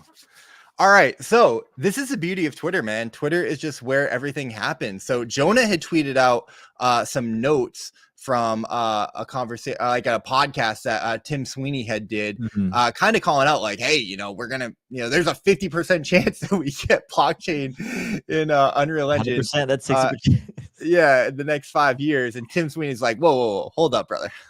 But really interesting reply here. So Tim Sweeney, you know, CEO of, you know, Epic Games and Fortnite and all that good stuff, says cryptocurrency in Fortnite, no. But blockchain, perhaps, perhaps someday as a decentralized solution to a distributed transactional evolution of simulation state computed among participants in an open ecosystem. Does this guy speak English? No, he just tries to hurt people's brains. He tries to make people feel inferior whenever he's tweeting. So literally had to freaking use definitions, synonyms, like freaking ChatGPT. Please explain this freaking crap. Dude, but like in terms of like layman speak, it's like simulation state or the transactional evolution of simulation state is probably where like a lot of people are hung up on. Simulation state is like obviously a bunch of variables, a persistent like inventory and like different areas. I'm not doing a good job either. But one thing that I actually really liked whenever I kind of broke down everything that Tim and Jonah were kind of talking about, was it was really cool to see like what the vision of like what Tim Sweeney thinks that blockchain is its primary use case, which is having like a kind of going back to the whole kind of thing that we've been talking about, or at least weaved in, it's like the nation state in terms of like a whole bunch of people that are playing games that are kind of voting on and having a kind of like a snapshot of like what they have. And that's something that I'm like super passionate about. And I have been super passionate about. And it's really cool to see like Tim Sweeney like validate that to some degree of the like, hey, everything that you have in like Fortnite or everything that you have in Unreal, let's put that on the blockchain in which that you are able to like have that or like some ownership of your data to some degree. And then that information and data can freely flow inside or outside of nation states. And so it's just like really cool to see. And even Jonah and Tim Sweeney, and shout out to Jonah to kind of get Tim Sweeney to talk more about and open up more about it, and we'll put the links down below. But what did you think of this, man? Like obviously Tim Sweeney is talking to Jonah and being like very forward on like his specific thoughts. He says no also here in terms of NFTs or something else, but he's talking about the blockchain as like a base lever of like to transactional type of ledger based receipts pretty much on like variables and stuff like that. But what do you think of the conversation, Icy? I think crypto gaming is inevitable, baby. You heard it here first. Sam Stefanino was right. That's why he's my content creator of the year, man. Oh, man. Even Tim Sweeney and Fortnite and freaking Epic Games know it, man. You can't escape it. Blockchain is here to stay. No, man, like, you know, I love, but genuinely, that's kind of my take, man. Like, this is what we're here for. We understand the fundamental shift that blockchain enables. And that's why I believe that it is inevitable. Like, you know, nothing is guaranteed, but like the genie is out of the box, man. Now, do we get this in the next 5 years? No, I don't think so. But like, I like that Tim Sweeney is intellectually honest here and acknowledging like the properties and the fundamentals of what blockchain can do and how it can impact gaming and digital asset ownership. That's what we're here for. Like digital property rights are enabled through and only through the blockchain. And it doesn't make any more sense anywhere else than in gaming. I believe it's the ultimate crypto consumer app. And eventually the world will, this is why we call it Web3. It's the future of the future evolution of the internet where you can read, write, and own. And I think more or less Tim Sweeney is acknowledging some of those principles here and some of those properties. And, you know, we'll see it. And this is this is one of my theses for crypto gaming, Peyton.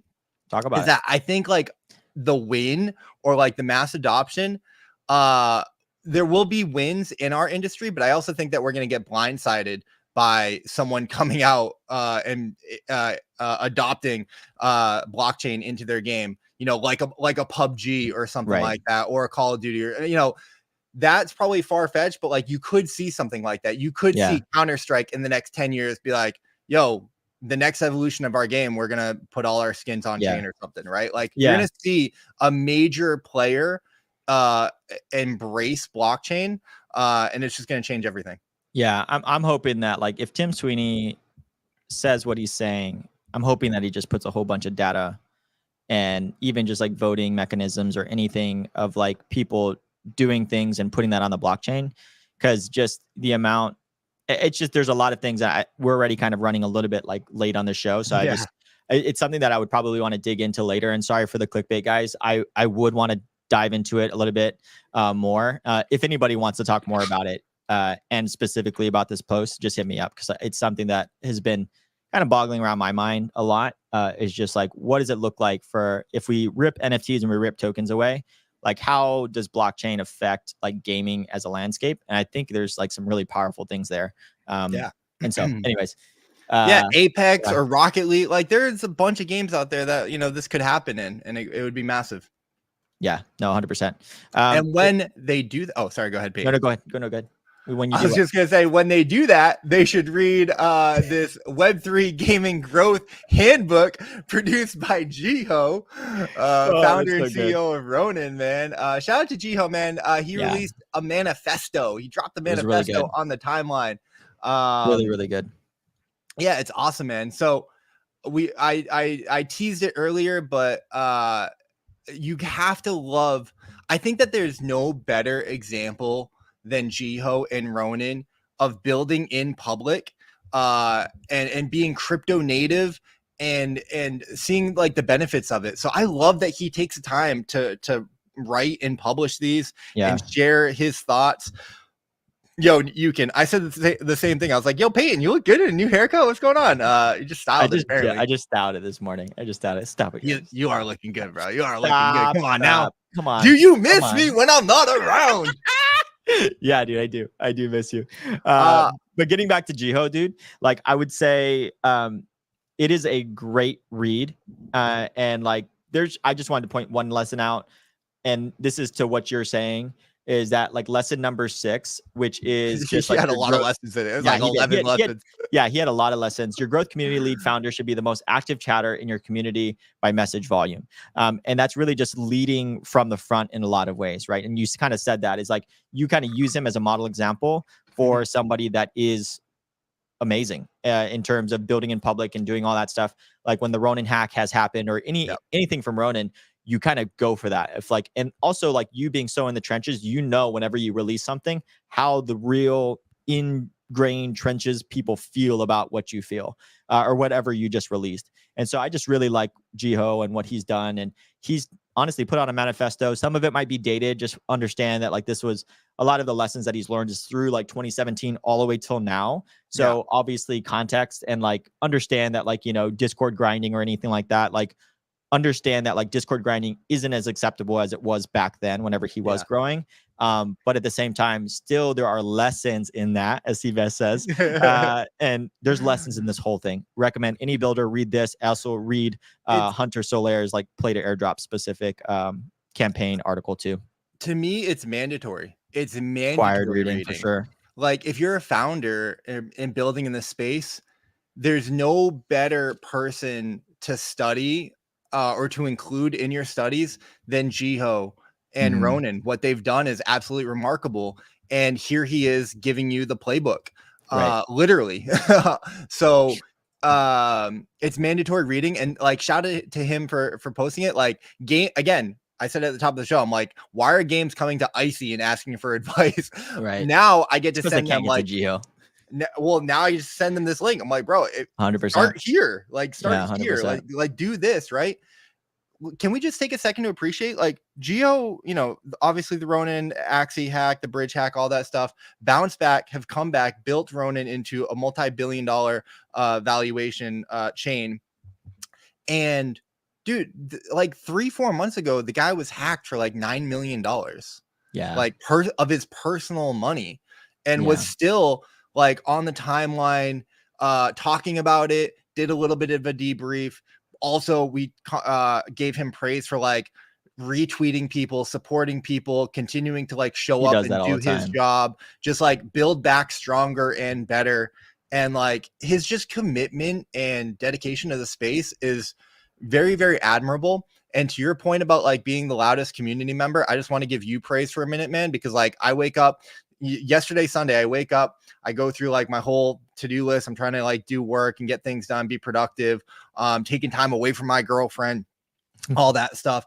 I go into WolvesDAO, bro, and you are like 3 hours, like 8:30 in the morning, you're commenting, you're replying, you're engaged. Every time I go into WolvesDAO, you have been active and in a meaningful way, not just saying GM, Thanks, but like really having deep conversations. And that's why WolvesDAO is what WolvesDAO is. I love our WolvesDAO and Friends Telegram chat, but like still so much of the alpha and like the real I don't know, just it's amazing, man. So I wanted to give you that praise because you are, thank you. You know, you are enacting all of this, and that's why you are who you are. No, it's something that whenever I read Gio's thing, it's like community doesn't get the limelight in a lot of ways, right? It's just the hard, gruddy work. A lot of people like outsourcing it from a builder perspective. You can make a lot of money actually if you go to builders and say you'll outsource like their Discord and their community. And even though you'll make a lot of money, in my deep belief, it's the wrong choice from a builder to outsource that, especially from the beginning, especially if you want to embed the culture that's at the company level into a community that like really believes in what you're doing and like has like a strong user base. If you have like 5, 10, even 20 people that are just like really out there that believe in what you do and your vision for it, like it's a powerful thing. And so, yeah, it's thanks for that though. I really do appreciate it. I do have community in my heart for sure. And I want to help community too. Like I want to help communities all around the world. Seriously. It's a beautiful thing, man. Let's move through these next two industry news topics a little bit quick, but I want to give love, and we got to shout out Ancient 8 launching the A8 token. Shout out to Justin the Mind in the chat here, talking about people in the trenches with the community being loud voices. Justin the Mind is an incredible creator from the Ancient 8 ecosystem, working with the team and always supporting Ready Up and people in the space. Also just like a super dope dude. Thankfully I got to meet him finally at Wolves Den GDC. One of the people I was most excited about. I was like tweeting at him like, you better be at Wolves Den. Like I need to meet you, bro. I'm super excited. So we're already starting to plan Wolves Den GDC 2025. That's how early that we plan this crap, dude. It's crazy. Absolutely. But guys, Ancient 8 has launched. So this is going to be powering Coinbase listing too, man. It's oh my god, dude. We're going to talk about it, man. So powering their ecosystem on the Ethereum blockchain. The allocation included 32% for community projects. Great. Love to see that. 20% for the team, 10% for liquidity. The A8 token supports governance, in-game purchases, NFT minting, subscriptions. There's a 48-month vesting period to ensure long-term commitment. So you love to see that. A8 was available, offers benefits like early access to game releases, in-game perks, and it's tradable on exchanges such as Coinbase and Bybit. Another incredible token launch. Getting the Coinbase listing, that's friggin' massive, dude. Shout out to them and congratulations.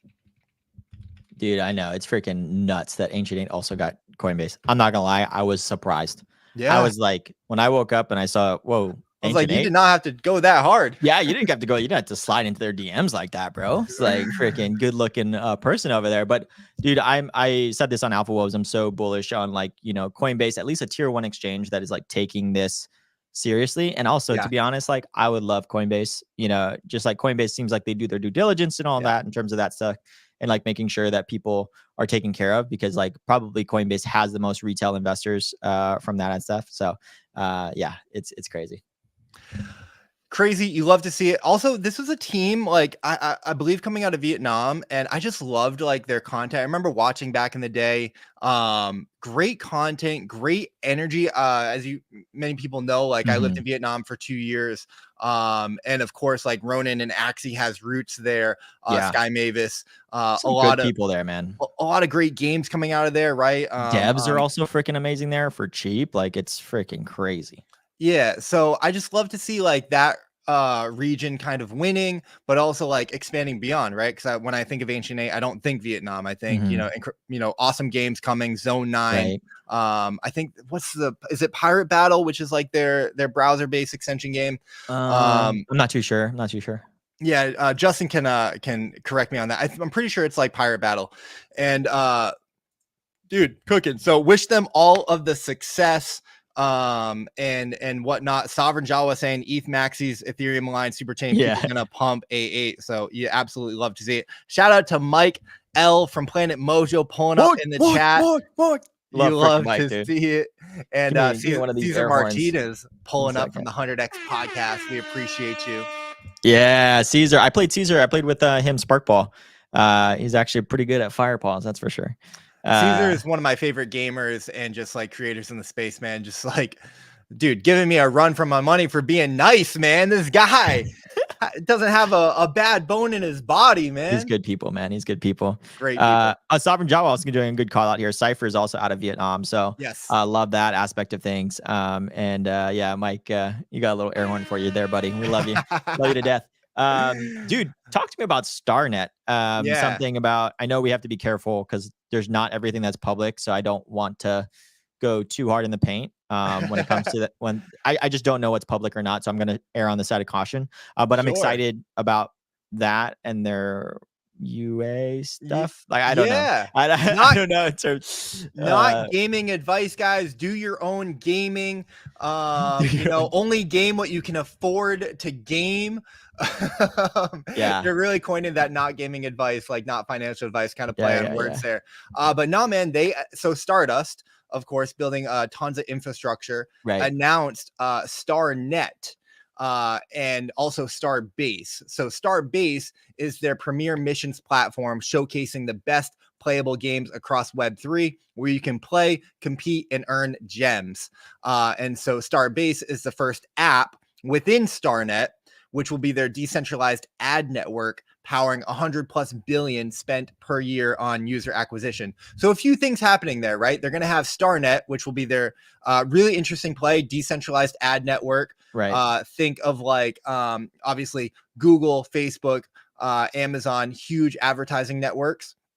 I always liken back to Brave browser launch. And it's like, hey, if you're going to watch ads, and we're going to earn ad revenue, then you should partake in that because your data, your time, your attention is valuable. That's what's creating the revenue here. So you should partake in that. Very crypto ethos, democratizing the value layer.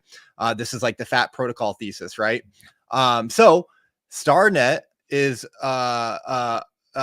attempting that with their decentralized ad network. So really, really excited about what they're going to be trying to do there. Again, they just announced it, so not too much information is like been revealed. More will come, but built on top of that is basically their missions platform. So similar to what CARV's got going on, similar to Games 3 and all these questing platforms. This is their questing platform. So you can go on to Starbase right now, or base.starnet.io. They've got games like Shrapnel, Nifty Island. I think they just partner with Oldor, and you can farm gems. Essentially, you can play games and be rewarded for it, which who doesn't love that? That's what we're here for, right? Facts. So we love Stardust. They're obviously a sponsor of Gamified and Jonah. They've been doing great stuff in the space. Shout out to Andy, the man with the mysterious mustache. It's not so mysterious. I think it's actually a good mustache. I don't know, the stories that Sam tells about the mustache in the intros, quite mythical if you ask me. So 100%. Mysterious properties, I'll say. Yeah, for sure. Is it questing platform? I think their way that they're doing the rollout, Jaxie, is very quest like, but at the same time the actual platform itself is not so much like that. There will be more specific details as we go more into it, but there is some tech that I was excited to hear more about as we get closer to the UA aspect of things, because for me, from a marketing standpoint, that has always been the issue. Marketing games is like the UA aspect of like finding these people. So yeah, well, you can go to base.starnet.io right now, and they've got missions for the games that they're partnered with. and these are going to be earning, I believe, points. So it's very much kind of like a semi-questing platform, but they don't want to. I spoke with Andy, and they're not leaning into like the social farming thing. Like they hate that. They actually kind of like hate that.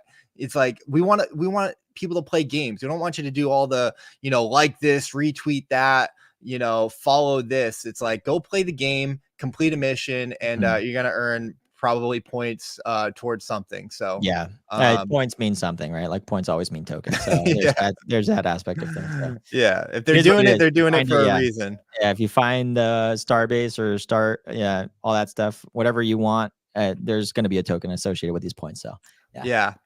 With that said, Peyton, we are running a little low on time. Do we want to cut? We can push the ton gaming topic to next week. We push it to next week, no problem. I would probably just ton specific section is very big. We can toss it. And hopefully we give Jay from Genopets a little bit more time. And then Stash. The only thing that I'll touch is from Stash, and I love it. I love that he's doing this. This is his line. I refuse to cover Telegram games. It is all trash. I will say it is not all trash. I think the tap clickers and all that stuff, but I think there is like kind of like if you call Soulbound. What I don't want Stash to do is, Stash, if you are watching, I love you. Or GIA agents, tell him this. Is that if there is like something in terms of like the ton ecosystem in which that there is like a game like Soulbound, or previously known as Web, what is it? World Wide Web. Yeah. I think Telegram Games has like a pretty big like open ceiling or a tall ceiling in terms of that aspect. Of clicker games, I think it's just the first initial thing that we're seeing. Interactive type of games coming from Telegram, I'm more excited about.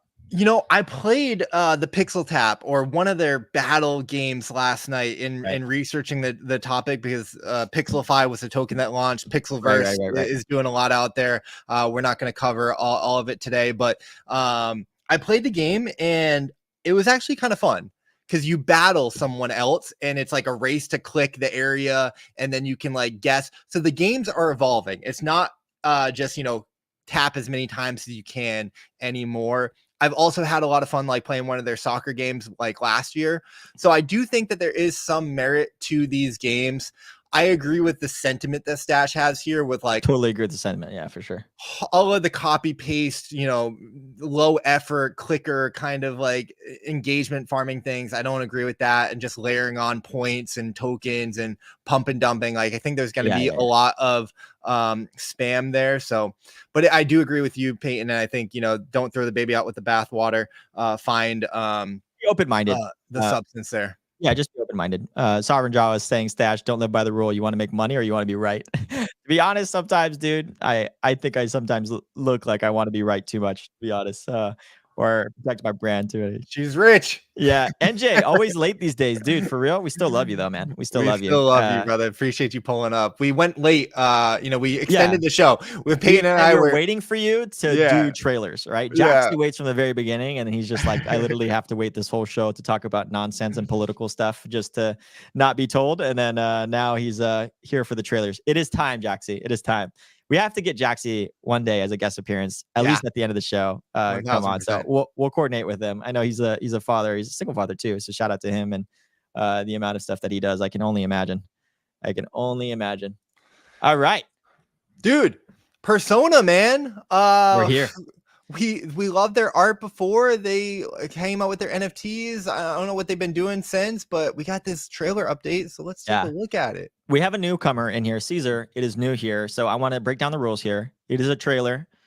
This is trailer react, but we do it as a community, not just for me and Icy. Icy is usually brings up the average. I usually bring down the average, and Jaxie brings it even lower than me. So on that aspect of things, we do a score Dave Poirier style, 0 to 10, but you do 1.1, 1.3, 1.4 decimal point system. Scale. Decimal system. Thank you, Icy. We're boosting up our vocabulary here.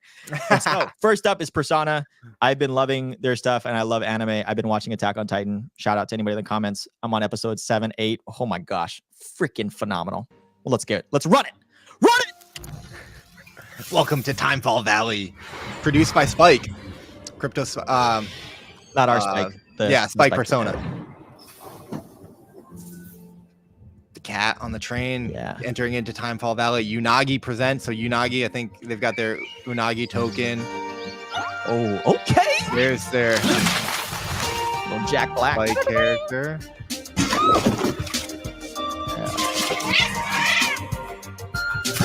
It's so good. The vibe. It's the vibe. Dude, we just need like crypto TV shows. Yeah. Watch to earn crypto TV shows. The utility was the entertainment. The utility was the episode, man. Question for you, I see. Gamify TV shows. The question is how does a token or how does a community like get upward mobility for like token price or whatever, or how do they so hard to freaking word this question. Listen, you bet on things that are poly market. You open up the betting markets for what's going to happen in the episode. You have Easter eggs that people can claim as airdrops within the show. You have watch to earn. The longer that you watch, the more socialify. Let's layer socialify. You retweet the episode. You make clips. You react to it. Listen, man, tokenize everything. I am here for the Ponzi. Dude, you're bull specific, dude. Put this guy on a podium today. He has some interjection of like freaking degenism into his veins. But I am like trying to wrap around my head around things of like, how does a community like be rewarded by the IP growth? Like Persona, like I want to like bet on like the media of this to go up. How do I get exposure to that? Other than like, you know, like how does it give value back into the token, especially whenever you bootstrap it? Like, hey, if I want to bootstrap a Zuki at the start and they're making an anime, how do I get like the IMD rating being like 8.4? How do I get some like value accrued back to me on because of that? Right. Other than just like holding the NFT, it is a good proxy for something, but everyone's already breaking the rules though. See, I see like everyone's just giving one single. We set a decimal system and Sovereign Java is still rookie giving rookie scores, guys. Rookie scores. 8 out of 10 from Sovereign. AE's 9 out of 10. What you giving to it, buddy? You can. There you go. You can. Perfect example, buddy. Thank you. Trailer score 8.3 out of 10. Game is unknown. Absolutely. Yeah. The game is unknown. Last I knew, they had like some soccer game that was like I don't know, mobile side. Fantasy football. It's like fantasy football as in like soccer. I always never really understood how this like anime IP was going to play into the games. And that's still a question to me. So like, there's some things to figure out about Persona, to be honest. But we love the art. I love the show. I mean, I have to rate that like as like, I'm incorporating some of the game stuff in my mind, which like there's none of it. So like to me, that's like a 7.5. Like it's beautiful. Okay, nice. If it was a show, I would watch it. If I was rating it on a show level, it'd be like in the 8s. But like because there's a game and token and crypto involved, like, and I don't know anything about it, like it lowers it to me in my mind. So like it's great. I'm excited to see what they do. 7.5. I love their website. You guys remember that? Like their website was really unique and interesting. But like I don't know what they're doing. But okay, new destination, new beginning. Like get me there. I've been on the train for a while, guys. I've got my ticket to Timefall Valley. I have my Persona. Like, what are we doing here? That's a good point. Good point. I love anime. I'm a sucker for it. I'm on an anime binge watch. Like the last few shows have not been like Netflix or anything. It's been on Crunchyroll. So I give it a 7.2, just for the fact that I love anime and I want one of these things to pop. That's all. That's all it is. A completely biased take. Sue me, Jaxie. Sue me. All right. Let's get to the next one, man. Next up is Honeyland, brother. Yeah, dude. We got to look at this, man. 1,000 years ago, the world of Honeyland experienced an event that changed their history. During the peaceful reign of the Queen Bee Apissara, a rebel group of pests known as the Contagion rose up and brought chaos to the land. Taken by surprise with no defenses. Everyone, if your rating isn't 12 out of 10, we're shutting the stream down. This is the last episode of Ready Up. The Queen Bee 12 out of 10 ratings, guys. 12.99. Device to reset the universe. As the Contagion's forces grew, the Queen activated the device. Bro, what's this Queen Bee doing? Bro, Queen Bee. A multi-sig? Was that a multi-sig? 100%. It's a hardware wallet sponsored by Ledger. Shattered. The armies of the Contagion were left behind. Phantom wallet. Not biased. Witty Kitty says 10 out of 10. Were transported to a new, peaceful universe, Earth, where the bees quickly settled. Over time, All the right, danger these are from like the the contagion was Transformers of forgotten. crypto gaming. I However, like it. Queen Apissara did not forget. She planned to never prepare the forget. bees to reclaim their original home. Yeah. Apissara watched going and home. waited for the right moment to start the next phase of her plan. Look at the journey quality home. of these. A key part of Yo, the Queen's Honeyland plan does not get enough required credit the for need their quality, bro. beekeepers to help the bees No, develop 100%. into I don't know strong who is hives. on this like She sent out production messengers team to find the most talented and skillful beekeepers in the land.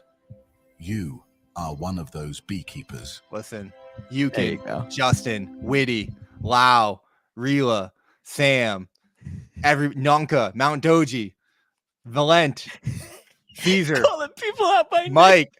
You are the beekeeper. You can save the bees by going to honey.land and downloading Honeyland right now on your phones. It's free to play, guys. 12.99 out of 10. I am here for it. Genuinely, no, I think that's incredible production. I love it. I think that Honeyland is doing such a great job in like telling their story, their lore. There's no gameplay there, right? But there's plenty of gameplay all over the place. You want gameplay, yeah. It's not hard to find. I'll show it to you on my phone right now. No, I liked it. I really enjoyed it. Genuinely, my rating, like overall of that, because you guys know I like story and I like the whole production. It's not an 8 for me, but it's like a 7.9. Like I liked what they're doing. All that build up for just 7.9 from Icy, bro. Chat, give it to him. Give it to him. You would think that Honeyland is freaking running for president. What you just said. I'm unbiased here. I'm unbiased. I'm objective, guys. Objective. I'm proving my objectivity.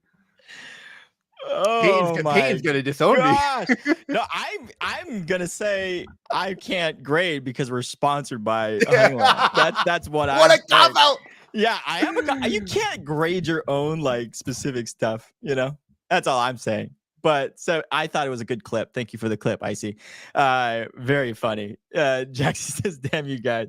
Yeah, man. If you pay us, there's obviously some bias there. You got to do that. I just can't do unbiased. I love Corey. That's why. So I just can't be like, But 7.9 is also a good score. I just gave you crap. It just sounded like you were gonna give it like a 12 or a 10. Anything lower than that, I was surprised. So. Sponsored rating, best trailer ever. Yeah, exactly. Exactly, dude. Sorry. Go ahead. Yeah. Sponsored rating, IC, best trailer ever, 7.9. Hire us. You can. For sure, man. Yeah. AE saying 7.9 plus my score 9 equals 16.9. Don't worry, IC, we made it. Freaking AE, always coming in clutch, man. Yeah. Anyways, see, let's go. We're here. Listen, yeah, great scores. Dude. Great scores. Yeah, you're hilarious. I freaking love you. Dude, give this guy a podium. You should like go get like a lottery ticket today. For sure.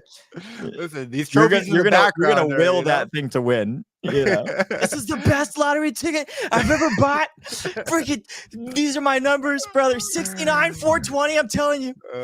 Do you miss me when I'm not around, brother? Exactly. Daddy, tell me. Freaking hilarious, brother. All right. Here we go. We're having too much fun for Dullsville right now, man. We got to take a look at Dullsville. Exactly. Where Very dreams go to excited about sleep, this, brother. Dude, let's just skip this one. What? No way, dude. All right, this has Well, here's the thing. This has nothing to do with gaming. Like as far as I'm aware, this is from Doodles, guys. Doodles dropped. Next, we have a trailer for a random movie next week, guys. Listen, have you seen Your Honor? No, I'm just kidding.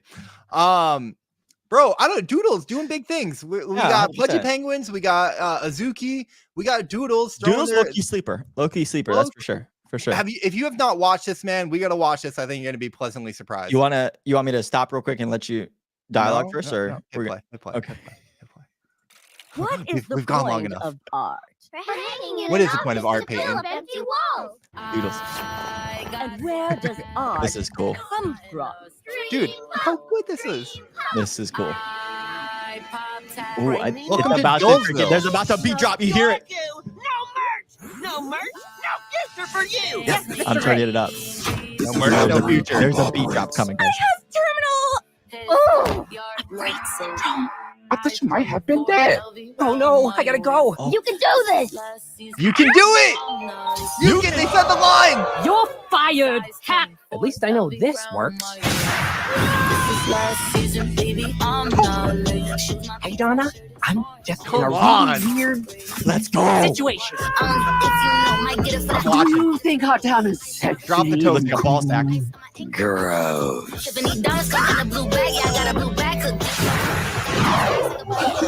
Oh, throw That up. Coil Ray? I just made 90 racks in a walkthrough and 110,000. Sorry, nerd. This party's invite only. Where do we get this? Bro, Get out of here, that nerd. invite. You gotta know somebody who knows Know somebody. Let's Bro. go. Hold on, pause it right there. With music Pause. by Pharrell Williams, Sway Lee, Lil Wayne, Pause. Lil Pause. Yachty, and Coil Ray. September Sponsored content. 24th. Jaxie ain't sponsored, bro. That was all organic, brother. Bro, we I'm a gotta little out of breath. deals. We gotta cover. Yeah, Lil Wayne Mount Doji. That's crazy. 9.4. 9.4. 9.4. If we're not talking about gaming, this is a bang. Yeah. Yeah, 100%. It's a 9. Yeah, no, it's like 9. Yeah, there was a game. There was a computer in there. They were gaming. 9.9. 9.9. No, 9. Dude, this is a banger, man. I don't know what this is. Yo, This- to be honest, Yeah. makes me want to buy a doodle. Like if that aspect of things makes Yeah. you want to do something, Yeah. just saying, it makes me want to. I mean, what's the floor at? That's the I think question. out of all the games, out of all the like OG NFT projects, the blue chips, quote unquote, that have Yeah. dropped, like, here's going to be our show, Azuki and whatnot. Dude, this is the best one. That, No, like, 100%. 100%. I'm invested into Dulverse or Dole City or whatever, Yeah. Dulesville, whatever it is, right? Yeah. Like, I don't know. I want to watch. I hope that is a full series, like 10 episodes. Give Yeah. it to me. I want Yeah. to watch that. I want to binge watch that with my girlfriend. Yeah, 100%. Everyone's agreeing, other than Jackson. Jackson, you're just hating for hating sakes, dude. So you can 100 out of 10. You can do it absolutely. If you name drop the name, you gotta Yeah, give it a 10. dude. AE was saying love crazy. it, 9.2. Sovereign saying 9.5. Justin saying 9 out of 10. Crazy. Jackson saying, oh God, help me, dude. It's for your kids, brother. It's for your kids. Very high rating. Yeah, dude. I'm saying, yeah, I want Yukin to buy me one. You can just make millions of dollars, and you can just buy all of us one doodle. And Yeah. that's your contribution to the show. If you guys are interested, go to OpenSea.io to look at the floor price. Yeah, exactly. Where they at 1.85 ETH. Actually, pretty reasonable. Pretty 2 reasonable. under 2 Pretty ETH. reasonable. We'll talk offline. We'll talk offline. We'll talk Offline. Unioverse is the last specific trailer. Yeah. But yeah, okay, some reasonable scores now coming down to earth, 8.4. But yeah, Valiant saying I need the games. No, 100%. Caesar saying 8.7. So Caesar's a hard person to please, but it's all good. Yeah. All good. I just wanted to share this because these were all, we didn't get too much gameplay stuff, and this is a mix of cinema and gameplay. Unioverse has been very supportive of Ready Up. They've shown up in the chat a bunch of times. I've played the game. They gave me some NFT key or whatever. I really like the team. I really like the game. So let's take a look at this, man. Yeah, and Jaxie, absolutely not. Yeah. Maybe after the cycle. There will be signs when Peyton and I make it this cycle. We start giving away doodles.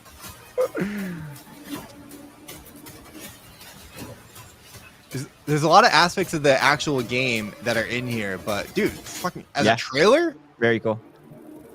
I always thought of them as an SDK is like really cool, and just like having more people like just participate and do it. Like, I don't know. I think it's cool. I really like good team, strong team actually in terms of just like what they've done in the past. In terms of like Web2, they haven't had like really a lot of traction in terms of like the broader ecosystem, but that doesn't mean that the game isn't like of quality or anything like that. For people that don't really know about Universe, a lot of it is like an SDK. It's like kind of like a kind of Fortnite-esque type of Unreal Engine Fortnite type of thing, but like in Unreal Engine, and like all the NFTs and everything talks to each other.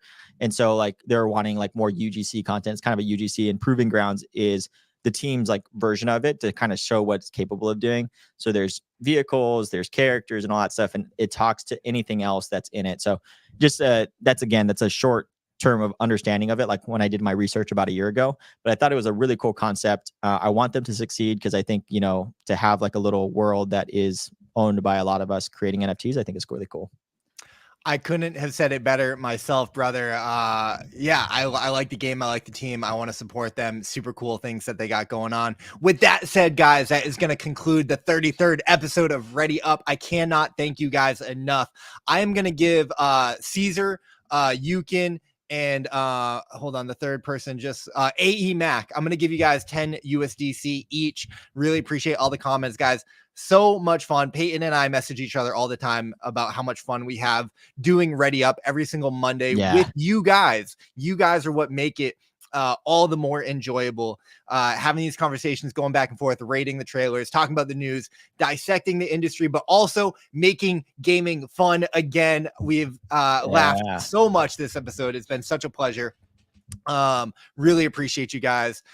We will be back next Monday with the 34th episode, and every single Monday covering the Web3 gaming, crypto gaming space, because we are in the gaming super cycle, and we're gonna make it this cycle, and we're gonna have a lot of fun getting rich with our internet friends. Yeah, we're gonna have playing games. Shout out to Lenny from why am I blanking on the game right now? Oh my God, man, Lenny, my apologies, bro. It's been 2 hours of the show. But guys, thank you so much. And of course, thank you to the sponsors of the show, Honeyland, OpenSea, and CARV, making the show possible. You absolutely love to see it. Peyton, sign us out, brother. Yeah, dude. I sometimes just got to give you the podium.